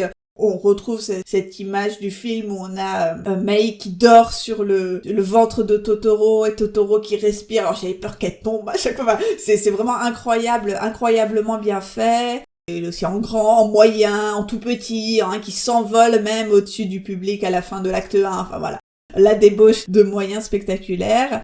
Le Chabus aussi, une espèce de, comme j'ai mentionné, de marionnette /lanterne, puisqu'il est un peu fluorescent, et très spectaculaire aussi. D'ailleurs, ce chabus est manipulé par au moins 10 personnes sur scène. Hein. Je sais pas, ils ont l'air d'être tous dans le chabus à ce moment-là. Et il y a aussi pas mal de moments humoristiques. Alors là, pour le coup, c'est évidemment vraiment fait pour les enfants. Donc, c'est très très adapté pour le coup à la Kids Week. Alors, ce qui m'a un peu étonnée, c'est qu'on avait aussi des blagues un peu sur l'esthétique carton-pâte, tous les artifices théâtraux et la suspension d'incrédulité que ça suppose, des espèces de petits couacs simulés, par exemple le bus qui va trop loin parce que les marionnettistes ne voient pas où ils vont, les marionnettistes qui n'ont pas les bons accessoires et qui du coup passent d'un personnage à l'autre en s'échangeant les accessoires sur scène. Enfin, il y a des petits gags un peu scénarisés pour soulever l'effet d'incongruité de ces marionnettistes sur scène, mais c'était pas vraiment nécessaire. Je sais, bon, bref, bon, ça, c'est pas rédhibitoire, hein, mais je trouvais que ça sortait un peu du truc, c'était pas forcément nécessaire. Alors, moi qui connaissais vraiment pas bien le film, enfin, j'ai dit tout à l'heure que je l'avais pas vu, mais je pense que je l'avais quand même déjà vu une fois, Totoro, mais très récemment, donc c'est pas un film que je connais bien du tout. J'ai trouvé que c'était vraiment incroyable. Enfin, pour moi, c'était vraiment une super surprise de plonger dans cet univers vraiment magique. Marie-Cécile, donc qui m'accompagnait, qui l'a vu aussi, n'a pas trouvé que ça apportait grand-chose par rapport au film, même si elle a passé un bon moment. Et bon, et Léon, lui, il a absolument adoré, il était super ambiancé, il arrêtait pas de chanter Totoro, Totoro. Après, donc voilà. Non, on a vraiment passé un super moment, donc là, je vous le recommande, et je vous le recommande vraiment avec vos enfants. Alors, spectacle suivant que tu as vu, que je suppose que tu n'as pas vu avec ton enfant. Voilà. Il s'agit de, je suis très jalouse que tu l'aies vu et moi pas encore, de Hadestown. Oui, comédie musicale d'Anaïs Mitchell pour la musique, les paroles et le livret. Alors en fait, Hadestown, je connaissais simplement de nom parce qu'on en avait beaucoup parlé, mais j'en savais absolument rien. Et en particulier, je savais pas que c'était aussi ancien parce que ça s'est joué pour la première fois. Les premiers développements, c'était 2007, il y a eu l'album concept en 2010, c'est venu off-Broadway déjà en 2016, Broadway en 2019, et sur le West End en 2024. Donc c'est vraiment une œuvre qui a mis du temps finalement à arriver jusqu'à si près de chez nous. Comme son nom l'indique un petit peu, c'est une comédie musicale qui est donc inspirée de la mythologie grecque, et en particulier du mythe d'Orphée et d'Eurydice, où Orphée donc se rend aux enfers pour sauver sa fiancée Eurydice. Mais c'est dans une version, j'y reviendrai, assez post-apocalyptique, voilà, assez particulière. On va dire c'est une vision particulière de la mythologie grecque, avec vraiment cette esthétique steampunk, industrielle, qui m'a pas mal fait penser à Metropolis, en fait, sur les premières séquences, le ventre de l'usine, l'espèce de monstre un peu genre golem, là, qui dévore tout le monde au début. Ça m'a beaucoup surprise et énormément séduite, hein. J'ai vraiment adoré. Là encore, là, il y a beaucoup de choses qui sont très très bien, mais une des choses qui est très bien, c'est la scénographie. La mise en scène et la scénographie sont absolument superbes, en particulier sur tous les effets de descente aux enfers, hein. Les moments aussi de la quête d'Orphée, voilà, le moment où il revient des enfers en marchant dans le noir, avec, voilà, ce fameux moment où Eurydice doit le suivre, mais qu'il ne doit pas se retourner pour vérifier qu'elle le suit. C'est hyper bien fait, voilà, c'est tout simple, là, c'est des effets de lumière où elle disparaît à un moment donné du plateau tournant, et c'est extrêmement bien fait. Ça fait partie de ces effets, en réalité, assez simples, hein, parce que y a rien de technologiquement avancé dans les effets utilisés, hein. On est sur un plateau tournant, des effets de lumière, des effets de fumée, et aussi une synchronie impeccable des interprètes. C'est pas si sophistiqué, mais ça fonctionne à merveille. Ça nous prend, là encore, hein, ça nous fait voyager de manière absolument convaincante. La musique est évidemment aussi incroyable. Là encore, je la connaissais pas, mais elle est incroyable. Quel plaisir, hein, finalement, de la découvrir sur scène. C'est une sorte de fusion entre du folk américain, du blues, du jazz Nouvelle-Orléans. Enfin, on est sur quelque chose de très très riche et divinement interprété, hein. Les interprètes étaient tous incroyables. Daniel Breaker en Hermès, Desmona Catabel en Eurydice, voilà, qui était vraiment, la force motrice aussi du couple, là, ou Dylan Wood en Orphée, il est très bien aussi, mais il a un côté un peu jeune premier, assez marrant. Il y avait aussi Chris Jaman dans le rôle de Hades, à la voix hyper grave, absolument surprenante. Enfin, sur d'autres enregistrements, c'est aussi le cas. Hein. Ouais. Mais là, le cast était absolument excellent. Et je donnerais même une mention particulière à l'interprète de Perséphone, qui était vraiment remarquable. Elle s'appelle Victoria Hamilton Barrett. Elle avait une voix hyper rauque, là pour le coup assez atypique, et une présence de fou sur scène. Enfin, vraiment, elle m'a vraiment marqué. C'est pas mal dansé. Ça m'a toujours agréablement surpris de voir de beaux ensembles danser, qu'on soit aux enfers ou qu'on soit à la surface, si je puis dire, de la Terre. J'avais un petit peu peur de l'aspect sung through. Notamment parce que je l'ai pas vraiment dit, mais bon, Evita quand même, le côté sung through est hyper intense, hyper loud, c'était assez éprouvant. Et c'est aussi d'ailleurs une des raisons pour lesquelles on est parti à l'entracte de la deuxième phase, c'est que c'est quand même un gros morceau à digérer. Et donc je m'étais dit, waouh, 2 comédies musicales sung through, ça va être dur. Mais en fait, c'était le registre était tellement différent. Et dans Deston, on était voilà sur quelque chose de beaucoup moins amplifié finalement qu'Evita, et sur des chansons qui comportent aussi de nombreuses parties parlées chantées. Et on a aussi quelques paroles finalement entre les chansons. Donc voilà, le fait que ça vienne d'un concept album n'en fait pas une œuvre qui n'est finalement qu'une succession de chansons. Donc voilà, sans surprise, je vous le recommande, c'est absolument superbe. Pour le coup, ça se joue encore, donc vous pouvez aller le voir à Londres. Et enfin, dernier spectacle que tu as vu à Londres, où là, je suppose que tu es allé avec Léon. Il s'agit de Hercule, l'adaptation du film Disney du même nom. Tout à fait, donc une adaptation du film d'animation de 97, avec des musiques et des paroles d'Alan Menken et David Zippel, un livret de Christopher Diaz, Robert Horn et Kwame Kwe-Arma. C'est une œuvre qui a eu plusieurs occurrences que j'ai vu un petit peu le développement, mais qui s'est joué dans cette version-là, si je comprends bien, pour la première fois à Hambourg, en 2024. Il s'agissait de la première comédie musicale Disney développée à Hambourg, et donc ça s'est joué quelques mois avant de venir sur le West End. Alors, le disclaimer, c'est que je vous avoue que je ne connaissais pas bien le dessin animé. En fait, je l'ai vu juste avant d'y aller, justement avec Léon, pour se préparer à le découvrir sur scène. What, Fanny? Tu n'avais pas vu Hercule? Mais comment tu as fait pour vivre sans les chansons des muses pendant toutes ces années? C'est quand même une bande-son incroyable, Hercule. Désolé les jeunes, mais c'est pas ma génération, on est team Aladdin ici. Hercule, c'est trop récent. Bon, ça va, genre c'est 97. Mais moi, j'avais dépassé les dessins animés. Alors, t'avais 13 ans quand c'est sorti. T'étais déjà au-dessus de ça. Ah ouais, j'étais au-dessus de ça, moi. Je pense qu'à l'époque, c'est surtout le dessin, qui m'a un petit peu... c'est pas le plus beau visuellement, ouais. Ouais, qui m'a pas attirée. Et je sais pas, j'ai pas eu l'occasion de le voir en salle, et du coup, je suis passée totalement à côté. Mais j'ai connaissé un peu les chansons. Au moins la chanson de Megara. Oui. Parce que j'avais fait... on avait fait les chœurs en comédie musicale. Toi, tu l'as chanté ensuite. Je l'ai chanté sur scène, ouais. Avec des copines qui faisaient les muses. Sans moi, j'ai envie de dire, je faisais pas partie des muses, parce que j'avais fait les muses à l'ICOM. Et c'était à cette occasion-là que j'avais découvert la chanson, effectivement. Donc bref, je l'ai vu juste avant de voir la version scénique. Et je sais pas si c'est aussi pour ça, j'avais pas d'attachement spécifique à Hercule, et j'ai été assez déçue. Bon, après, je crois que les fans du film ne sont pas convaincus non plus.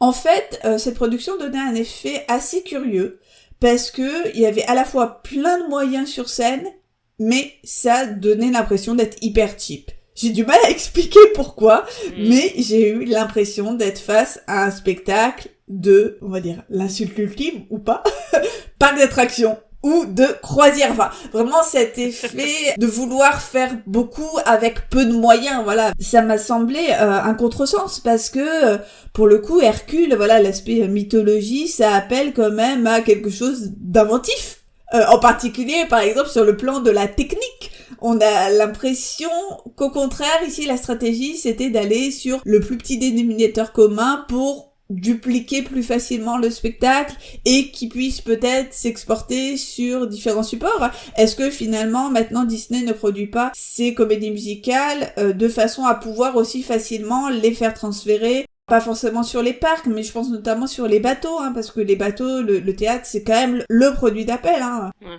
Vous aurez, à un moment donné, vous le saurez, vous aurez un épisode d'All That Jazz spécial bateau de croisière Disney, les spectacles qui sont produits sur les bateaux. Carrément. On va faire ça, évidemment. Sur les bateaux, le théâtre, c'est vraiment ce qui fait réserver les séjours, donc, enfin, en tout cas, c'est comme ça que Disney conçoit son offre. Donc, il y a sans doute un intérêt, hein, parce que je crois qu'ils ont mis un peu d'Hercule sur les derniers bateaux, hein, qui se construisent. Oui, parce que je suis l'actualité de la construction des bateaux. Donc, c'est possible, hein. Enfin, je pense que c'est pas totalement déconnant. Comme hypothèse, vous verrez dans 2 ans, quand ça sera sur un bateau. Ah ah, vous ferez moins vos malins. Donc, tout ça pour dire que, en termes d'effets, il y avait aucune inventivité, les effets étaient assez plan-plan. Notamment le moment de l'hydre de Lerne, que Léon, voilà, attendait avec impatience, parce que voilà, c'est un de ses moments préférés de l'histoire d'Hercule. C'était hyper décevant, parce que déjà le moment c'était pas très long, voilà, le combat avec l'hydre, il a trouvé que c'était pas assez long, donc il a été déçu. Et moi j'ai trouvé que ça manquait de coups. Je m'explique, le principe de cette séquence, c'est que Hercule, il coupe les coups de l'hydre, et que les coups repoussent. Mais là, je sais pas comment expliquer, ils ont fait qu'une démultiplication des têtes, parce qu'on avait donc des interprètes dans les têtes de l'hydre, mais sans les coups.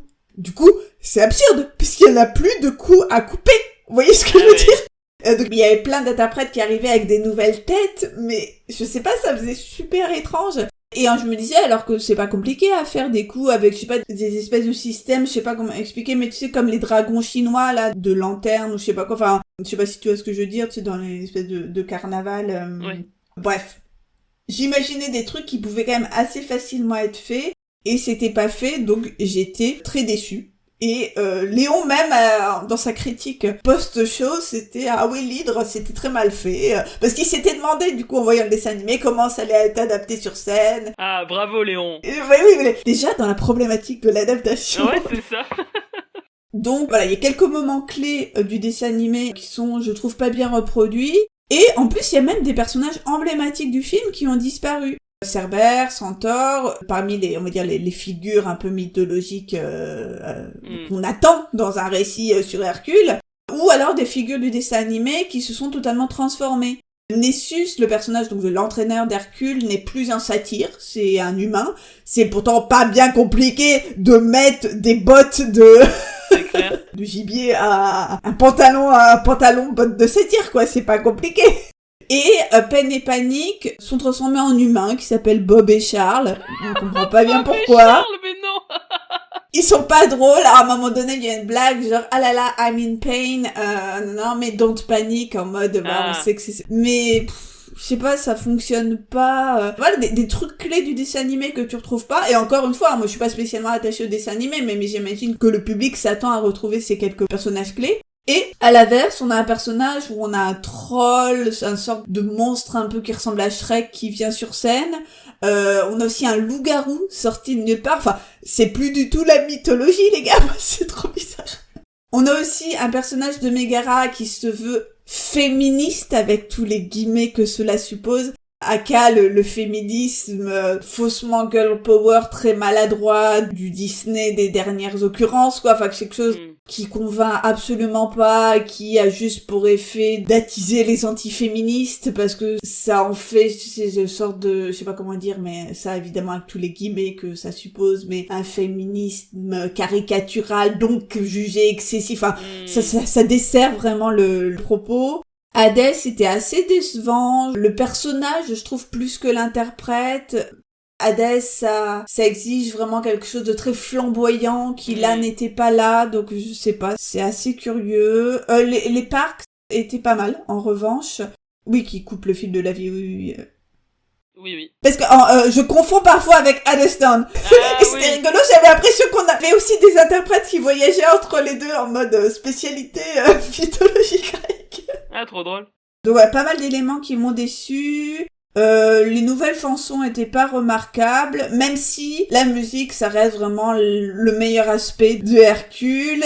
Ça m'a d'ailleurs fait pas mal penser à Sister Act, musicalement.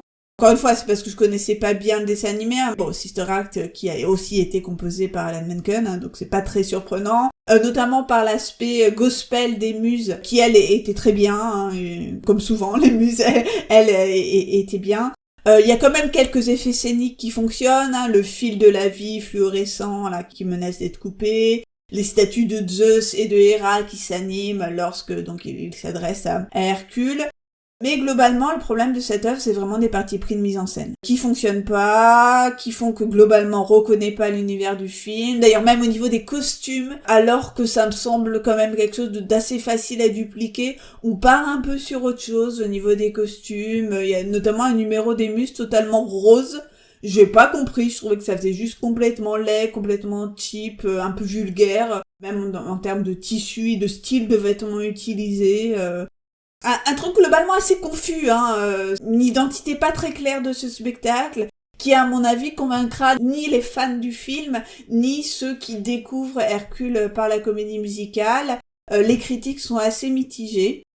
Et alors, le point fort du spectacle, c'est clairement le merch. Le merch de la comédie musicale est incroyablement beau. Là, pour le coup, on a vraiment des dominantes dorées et bleues, enfin... Le merch est super beau, ils ont mis tout sur le merch. Il y avait un sweat de Hadès avec le fil de la vie qui était vraiment super. Enfin, là pour le coup, tu vois que c'est les mêmes équipes qui font le merch Disneyland, enfin le merch parc. Ils ont mis tout sur le merch. Enfin, c'est quand même un problème. Et vous savez combien j'adore le merch, mais c'est quand même un problème si la meilleure partie de ton spectacle, c'est le merch. Voilà. Mais regardez sur Instagram, j'ai vu il y a pas longtemps passer des visuels du dit merch, il est incroyable. Donc, vous pouvez, si vous voulez, si vous allez à Londres, je vous conseille d'aller jeter un œil sur la boutique du théâtre, et peut-être que ça suffira. Donc voilà, pour mon petit tour d'horizon londonien de 2025, et pour 2026, nous avons déjà des spectacles que nous avons prévu de voir toutes les deux à Londres. Donc voilà, on aura aussi Moi, je vais enfin voir Rachel Zegler sur scène. Donc voilà, on vous dira tout cela dans un an, à peu près. Bon, il y a peut-être des trucs dont on pourra parler avant. Je sais pas, The Last 5 Years, ça mérite peut-être un épisode complet, tu vois, parler du film aussi, parler de l'œuvre en général, de son histoire. À voir. Il y a beaucoup de choses qu'on peut envisager. Et on va finir par les spectacles amateurs et semi-professionnels que nous avons pu découvrir à Paris au cours de l'année. Le premier d'entre eux, alors je ne l'ai pas vu, mais Anna, tu l'as vu, il s'intitule Radio Michel, que tu as vu au début de l'automne, si je dis pas de bêtises. Et oui, le 23 septembre, à la Seine parisienne. Il s'agissait d'une reprise du spectacle après 1 an, puisque le spectacle est désormais dans un théâtre professionnel, après quelques représentations à la MPAA Saint-Germain en 2024. Shout out to la MPAA qui accueille tous les spectacles amateurs et qui est vraiment très précieuse pour toutes les troupes parisiennes. Radio Michel, vous le savez peut-être, parce que celles et ceux qui nous écoutent connaissent sûrement l'auteur et le metteur en scène de cette œuvre. Il s'agit de Julien Baldacchino, le célèbre journaliste de France Inter, le créateur du podcast Les Rois du Monde Stone, etc., sur les comédies musicales françaises, et aussi le créateur de la web radio Radio Michel, dont le concept c'est que c'est une radio qui ne passe que des chanteurs et chanteuses appelés Michel. Donc Radio Michel est adapté de ce concept de radio. Je pense que c'est probablement la première comédie musicale qui est adaptée d'un concept de radio. C'est assez niche, mais c'est une bonne idée, puisqu'en fait la comédie musicale se déroule dans les locaux de la radio, donc de Radio Michel, qui est en perte de vitesse en cette année 2120. Notamment parce que les Michel sont de moins en moins nombreux. Donc ils ont un peu de mal à renouveler leur playlist, quoi. Donc évidemment, c'est un jukebox musical, avec uniquement des chansons interprétées par des Michel, donc Michel Berger, Michel Sardou, Michel Fugain, Michel Thor. Voilà, ce genre de choses, vous connaissez sûrement tout ça. Il y a un choix de chansons assez éclectique et j'ai trouvé bien équilibré entre des chansons connues du public et aussi des raretés qui sont intéressantes à découvrir. En plus, les arrangements de Julien sont superbes. Certaines chansons en sortent complètement transformées et du coup nous permet de redécouvrir ces chansons. J'ai trouvé que c'était le cas notamment sur la chanson de Michel Berger, Le Paradis Blanc, qui était magnifique dans les arrangements dans cette pièce.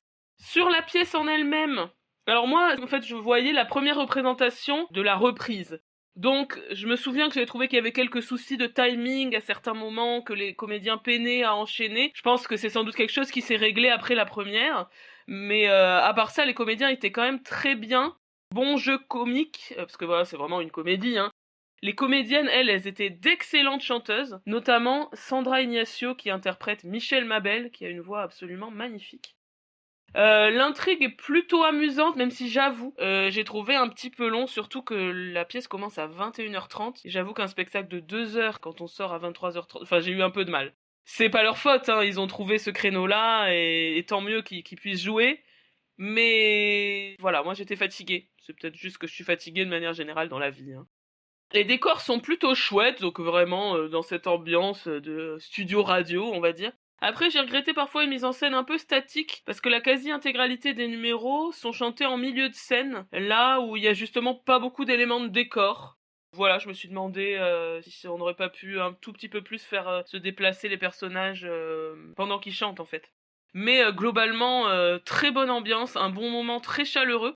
On sent le public hyper content d'être là, et le côté un peu pas vraiment karaoké, parce que les gens chantent pas à tue-tête non plus. Mais parfois, on peut pas s'empêcher de chanter, hein, lorsqu'on connaît la chanson. Je me souviens notamment sur le passage de La maladie d'amour, là, le public ne pouvait pas s'empêcher de chanter, et il y a ce côté qui est aussi assez agréable et qui donne une bonne ambiance à ce spectacle. Autre spectacle que tu as pu découvrir cette fois en novembre, le spectacle Un samedi soir dans l'histoire, qui m'aurait bien tenté, j'avoue, mais là encore l'occasion ne s'est pas présentée, c'était un petit peu compliqué pour moi de m'organiser. Oui, donc c'est un spectacle que j'ai vu le 22 novembre au Théâtre Clavel, et c'était la nouvelle création de la Dustry Company, qui est une troupe amateur très très installée déjà, hein, depuis plusieurs années dans la scène parisienne des troupes amateurs. Et c'est une troupe qui se spécialise dans le fait de créer des spectacles originaux. Donc ils vont jamais reprendre une pièce de Broadway pour la faire en France, c'est vraiment des spectacles créés par eux. Ici, il s'agit d'un jukebox musical, vous l'aurez peut-être deviné, autour de l'œuvre de Juliette Armanet. On reparle d'elle après l'avoir vue dans Partir un jour. Je croyais que j'allais rien connaître des chansons, et en fait il y avait quand même 3 chansons que j'avais déjà entendues, que je connaissais, donc ça passe. L'intrigue se passe dans un bar, ça se déroule sur quelques heures, du début de soirée à la fermeture. On a 7 personnages, dont Lola, la gérante. Et ça va tourner autour d'histoires d'amour compliquées, et aussi de la question du temps qui passe et des choix qu'on fait dans la vie. Alors j'avoue, ça m'a fait sentir un peu vieille. Parce que, en gros, il y a une espèce d'opposition entre les personnages de vingtenaires qui vont faire des blagues aux personnages de trentenaires, genre vous êtes vieux. Et moi je regardais ces personnages et je voyais même pas la différence entre eux. Pourtant j'ai que 37 ans, hein. Mais c'est vrai que ces questionnements sur est-ce qu'il faut continuer à s'amuser dans la vie, ou est-ce qu'il faut se caser, se marier et fonder une famille, enfin, c'est pas quelque chose qui me parle vraiment. Je me suis jamais vraiment posé, je vais parler de ma vision de la vie, j'en sais rien, mais je me suis jamais vraiment posé les questions en ces termes-là. Et donc c'est quelque chose qui me parle pas trop, même si c'est plutôt bien incarné et bien raconté. Mais je me suis sentie un peu, je sais pas, vieille et un peu à distance de ça. J'ai aussi regretté quelques clichés, comme par exemple le personnage bisexuel qui forcément multiplie les conquêtes de manière cynique, la meuf un peu control freak qui va finir par se lâcher, le mec qui flippe parce qu'il va se marier. Alors, l'écriture essaye justement de détourner ces clichés-là, mais je trouvais quand même qu'ils étaient toujours présents. Par contre, il y a des choses vraiment, vraiment pas mal, notamment un twist un peu fantastique que j'ai beaucoup apprécié, que j'aurais même aimé voir plus développé. Mais j'en dis pas trop parce que j'en sais rien, si ça se trouve ce spectacle se jouerait un jour et ça serait dommage de le spoiler. La troupe en tout cas est très talentueuse.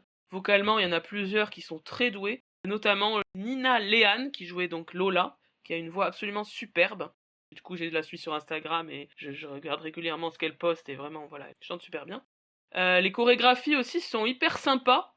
Pas d'une complexité totale, mais ils sont bien ensemble, ils dégagent un vrai dynamisme. Enfin, ça se voit que c'est une troupe, quoi, qu'il y a le plaisir de la troupe qui se transmet notamment dans les chorégraphies. Il y a vraiment une bonne ambiance très positive dans cette pièce et dans cette troupe, je suppose, qui se transmet très bien au public. Un autre spectacle de troupe que nous avons découvert cette fois toutes les deux, c'est Curtains, donc qui a été joué par la troupe Singing on the Roof, dont fait partie notre ami Walid que vous avez déjà entendu dans All That Jazz, dans le tout premier épisode de All That Jazz consacré à Crazy Ex-Girlfriend. Curtains, on l'a vu le 5 juillet dernier, c'était la dernière date des 4 dates auxquelles ils ont joué, toujours à la MPA Saint-Germain. Oui. Et donc Curtain, c'est une œuvre dite mineure du duo légendaire Kander et Ebb, qui sont les auteurs, on le rappelle, de Chicago, de Cabaret. Moi, Curtain, je l'avais vu à Broadway en 2007, quand ça s'est joué. C'est un spectacle qui est 50% backstage, 50% who's done it. C'est Cluedo au spectacle, si vous voulez. Et en fait, c'est un spectacle qui est assez parfait pour une troupe amateur parce que on a un casting très très nombreux, plein de personnages, plein de suspects, hein, vraiment comme le Cluedo. Oui, puisque l'intrigue concerne un meurtre qui a lieu lors de la première d'une comédie musicale. Donc c'est vraiment, comme tu as dit, mi-backstage, mi-whodunit totalement. Dans l'intrigue, le théâtre est mis en quarantaine et l'inspecteur Siofi vient enquêter sur chaque membre du cast et de la prod qui sont tous et toutes des suspects. C'est une pièce plaisante, plutôt drôle, même si c'est pas le meilleur livret qui soit, clairement. Et en fait, la partie polar, j'ai trouvé, n'était pas la plus passionnante. Et ce que j'ai préféré, c'est vraiment le backstage, en fait. Le côté chronique de la vie d'une troupe, le metteur en scène complètement fou, la star égocentrique, les membres de l'ensemble qui vont prendre progressivement de l'importance, de l'indépendance, le couple compositeur-parolière qui est en conflit, etc. Enfin voilà, il y a plein de petites notations sur les personnages qui sont très plaisantes. Oui, on a aussi quelques chansons assez chouettes. Je me souvenais de certaines d'entre elles, notamment la musique que j'ai composée avec elle. Enfin, je sais plus comment. Oui. Qui m'avait pas mal marqué et en les réécoutant, je me suis dit que la musique était vraiment pas mal en fait, sans doute plus que le livret dans cette pièce-là. Il y a quelques changements bienvenus sur le livret, et notamment la question du gender swap, parce qu'on l'a pas dit, mais l'inspecteur est une inspectrice.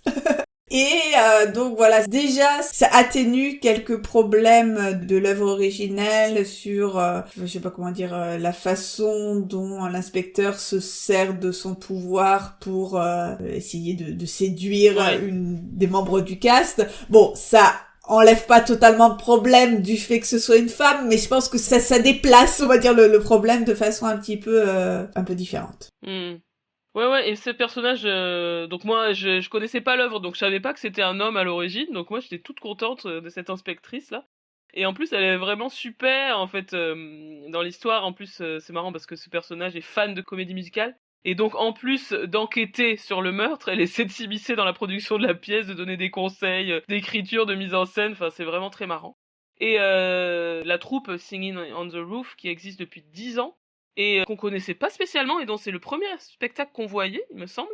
Vraiment une super troupe, hein, très impressionnante. Comme souvent, on le dit dans les spectacles amateurs qu'on voit, grand talent de chanteurs, chanteuses et de danseurs, danseuses de la part de tous et toutes. Mais aussi grand talent d'interprétation, hein. Vraiment, c'est un plaisir de voir des gens qui sont aussi talentueux, quoi.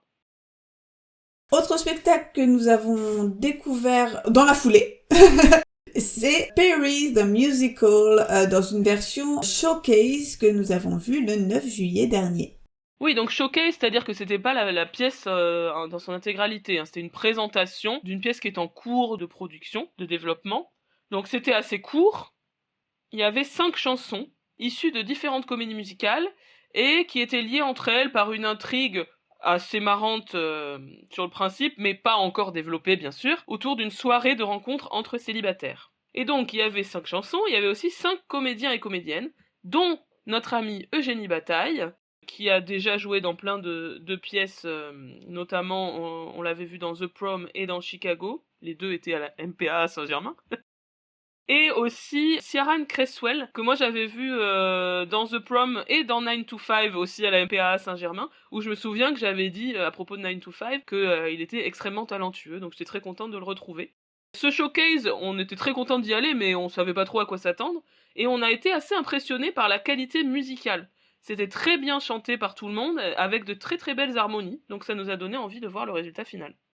Oui, c'est d'autant plus impressionnant que, comme nous a expliqué Eugénie, hein, ça s'est vraiment monté en quelques mois, voire même en quelques semaines. Enfin, j'ai l'impression que c'est moins de 2 mois. Hein. Et que le résultat est déjà hyper impressionnant. Le pitch est simple, mais efficace. Hein. Voilà, l'intrigue autour de cette soirée dating permet de bien composer des personnages, bon, qui sont des archétypes, hein, mais c'est assumé comme tel. Voilà, sur les différentes façons, on va dire, d'envisager l'amour et ce qu'on recherche aussi dans une soirée speed dating. C'est caricatural, mais ça fonctionne en fait. C'est tout à fait bienvenu. La plupart des numéros de comédies musicales, qui sont donc des comédies musicales préexistantes, sont plutôt bien intégrés à cette intrigue, sauf peut-être la chanson de Sweeney Todd, Have a Little Pie, et là, on voit pas vraiment comment, elle est très bien chantée, et c'était vraiment un super moment. Là, peut-être sur la question de la transition, oui, mais par contre, c'était marrant parce que ils invectivaient le public, tu vois, en désignant les personnes, tu sais, ouais. Have a Little Priest, Lawyer, machin, en regardant les gens. C'était plutôt marrant. Mais oui, sur l'intégration, de toute façon, le spectacle est pas encore fini d'écrire, donc faudra voir ce que ça donne au final. C'est ça, mais on a vraiment hâte parce que les talents sont vraiment super vocalement, c'est incroyable, et il y a déjà certains numéros qui sont très très aboutis. Alors peut-être qu'on est partial, mais bon, moi j'avoue que le numéro d'Eugénie sur Money Money m'a semblé extrêmement bien fonctionner. Voilà, ce personnage de working girl très chouette, ouais. Fasciné par l'argent, enfin bref. Non, ça fonctionnait vraiment très bien et on les encourage. On a envie de découvrir la version longue de Perry the Musical. Carrément. Dernier spectacle que tu as pu voir cette fois au mois de juin, c'est Dorothy in Paris, que tu as vu à domicile au théâtre du garde-chasse au Lilas. Juste à côté de chez toi. Juste à côté de chez moi. En fait, c'était le spectacle, c'est improbable que je sois allé voir ça, mais vous allez comprendre pourquoi. Le spectacle des différents cours de comédie musicale du Centre culturel Jean Cocteau, des Lilas. Donc, pour ceux qui connaissent pas, c'est en banlieue parisienne. J'y suis allée parce que j'ai vu, en fait, des affiches ou peut-être des posts sur Instagram ou sur Facebook. Parce que, donc, c'est une variation autour de l'histoire du Magicien d'Oz. Et ma fille est hyper fan du Magicien d'Oz, de toutes ses versions et tout ça. Et donc on s'est dit, ça passe juste à côté de chez nous. En plus, il y a des enfants qui jouent dedans et tout. Et c'est le Magicien d'Oz. On y va, obligé. Donc on y va. La mise en scène était assurée par Juliette Sarr, une artiste de comédie musicale accomplie, qu'on a vu dans des rôles secondaires ou qui a été parfois doublure, par exemple dans Gypsy récemment. Où elle a aussi joué, justement, dans le Magicien d'Oz au Palais des Congrès. Et donc c'est elle qui chapeaute la mise en scène de ce spectacle final, spectacle de fin d'année. Le concept, c'est que c'était une version du Magicien d'Oz où Dorothy est un peu plus âgée, elle va avoir 18 ans, et elle est en conflit avec son oncle et sa tante sur son avenir. Et alors la tornade emporte sa maison, mais pour rentrer chez elle, elle doit non pas se rendre à la cité d'Émeraude, mais à Paris. Le premier acte est relativement fidèle à l'histoire, celle du livre, celle du film de 39, mais aussi, ça m'a agréablement surpris, celle de The Wiz, avec plusieurs chansons tirées de The Wiz, dont Ease On Down the Road, qui revient régulièrement, qui est ultra catchy, c'est très plaisant. Et durant le deuxième acte, faut savoir qu'il y avait 2 actes et que ça durait 2h15 entre actes compris, autant dire que j'étais pas sûre que ma fille allait suivre jusqu'au bout, mais si. Ah ouais. Les personnages, dans le deuxième acte, se baladent dans différents lieux emblématiques de Paris et croisent d'autres personnages qui sont prétextes à faire des tableaux. Il y a un tableau au Moulin Rouge, il y a un tableau en bord de Seine, etc. Ça traîne un peu en longueur et on sent qu'il fallait caser tout le monde, en fait. Il fallait caser tous les groupes des différents ateliers et donner des choses à faire à tout le monde. Et comme il y a beaucoup de groupes, ça fait beaucoup. Si vous habitez dans le coin, ce cours a l'air vraiment très très bien. N'hésitez pas à vous inscrire. Il y a tous les âges et puis il y a des niveaux au sein des âges et tout ça. Donc c'est vraiment bien. Et en plus, c'était d'un assez bon niveau globalement. L'interprète de Dorothy, donc la jeune femme qui jouait Dorothy, celle qui jouait Glinda, celle qui jouait la sorcière de l'Ouest était au top. L'homme en fer blanc aussi, qui était un tout jeune homme, chantait super bien. Il y avait quelques très bons danseurs, il y avait un petit garçon trop drôle qui jouait le Munchkin, tu sais, le légiste, là, celui qui annonce que la sorcière de l'Est... Voilà. C'était trop bien. Et qui annonce que la sorcière est morte, là, il était trop marrant. Voilà, tout le monde n'était pas génial, mais c'est le jeu, bien sûr, de ces ateliers. Mais vraiment, pour un spectacle avec seulement des amateurs, avec 80 amateurs en tout sur scène, dont beaucoup d'enfants, c'était quand même d'un bon niveau, une belle réussite aussi au niveau des costumes et des décors, tout ça qui est évidemment du travail bénévole aussi. C'était vraiment quand même très chouette à voir. Et ma fille a beaucoup aimé. Et donc on va finir en mentionnant simplement une captation. La captation du concert des 10 ans de Crazy Ex-Girlfriend. En fait, c'était les 10 ans du début de la série Crazy Ex-Girlfriend. Donc ça s'appelle Crazy Ex-Girlfriend The 10-ish Year Reunion Concert, que je n'ai malheureusement pas pu voir, parce que pour l'instant c'est pas spécialement accessible quelque part en France. Il faut l'acheter sur un site américain, etc. Mais dis-nous, toi Fanny, tu l'as vu? Tout à fait, je l'ai vu. C'était donc effectivement mis à disposition sur une plateforme dédiée et même retransmis en direct sur une plateforme dédiée qui s'appelle Vips, une plateforme américaine qui a l'air d'être spécialisée dans la retransmission live d'événements. Donc je l'ai même vu en live il y avait là un espace de commentaires pour échanger entre fans, donc c'était évidemment au milieu de la nuit pour nous, et j'étais en train de regarder si j'y avais encore accès, mais je pense que j'y ai plus accès. Par contre on peut réacheter. Ouais, c'est abusé quand même. C'était quand même 20 balles cette affaire, et j'y ai pas accès à vie. C'était évidemment très bien. C'était un peu le même dispositif de ce qu'on avait pu voir sur le concert sur Crazy Ex. C'est des membres du cast qui réinterprètent les chansons de la série avec assez peu, on va dire, d'interaction entre les chansons. C'est vraiment... Alors, j'étais en train de me dire, oui, c'est vraiment étrange le fait qu'il n'y ait pas de lien entre les chansons. C'est vraiment une chanson après l'autre. Et je me disais, oui, Fanny, en fait, il s'agit d'un concert. Ce concept est un peu étrange. C'est pas une comédie musicale. Oui, j'ai pas grand chose à dire, sinon que c'était très bien, ça fait toujours plaisir de tous les revoir, ils ont pas changé, voilà, c'est comme au premier jour. Même si au début, il y a une blague sur le fait que, zut, pour cette représentation-là, Rachel n'est pas là, ouais, elle a pris la grosse tête, machin, bon, d'accord. Voilà, mais bon, finalement, elle arrive. À voir, évidemment, j'ai pas plus grand chose à vous dire. J'ai un doute, mais je crois qu'il y a une version de The Cringe. Je crois que c'est The Cringe que Donalyn Champlin chante en a cappella, qui est absolument incroyable. Voilà, il y a une ou deux chansons qui sont un peu réarrangées, si tu veux, pour l'occasion, mais autrement, voilà, c'est des interprétations assez fidèles à la série, enfin, au concert plutôt, tiré de la série. À l'exception de David Hull, qui joue le rôle de Vela Lovell, parce qu'elle n'était pas dispo, parce qu'elle tourne une série en ce moment. D'accord. Et donc il vient avec une perruque, je crois que c'est sur Generalize About Men. Génial. Où il chante sa partie, enfin bref. J'adore. Donc voilà, donc c'est évidemment à voir. Voilà. Eh bien, on en a fini. Oui, on arrive au bout. Comme d'habitude, c'est long, mais bon, on voit beaucoup de choses. Et comme on n'a pas le temps de vous parler de tout pendant l'année, on se rattrape en fin d'année. Mais il y a quelqu'un hier qui m'a dit que c'était ses épisodes préférés, les épisodes bilan, parce qu'il y avait plein de trucs enfin, plein de recommandations, et ça donnait envie de voir des choses, donc ça fait plaisir. Après, l'embêtant, c'est que du coup, des fois, les trucs ne se jouent plus. Oui. Voilà, on n'est pas un podcast d'actualité, c'est ça. On est parfois un peu en retard sur l'actualité, ça dépend des fois. Sur cette deuxième partie également, voilà, dites-nous les spectacles que vous avez pu vous aussi voir, ce que vous en avez pensé, si ça vous a donné envie de voir des choses à l'occasion, je sais pas, d'un prochain séjour à Londres ou si jamais un spectacle parisien se rejoue. Et on va se retrouver pour un certain nombre d'épisodes dans les semaines à venir, normalement, si on arrive à tenir notre calendrier. Et on vous dit à très bientôt pour un nouvel épisode de All That Jazz. Salut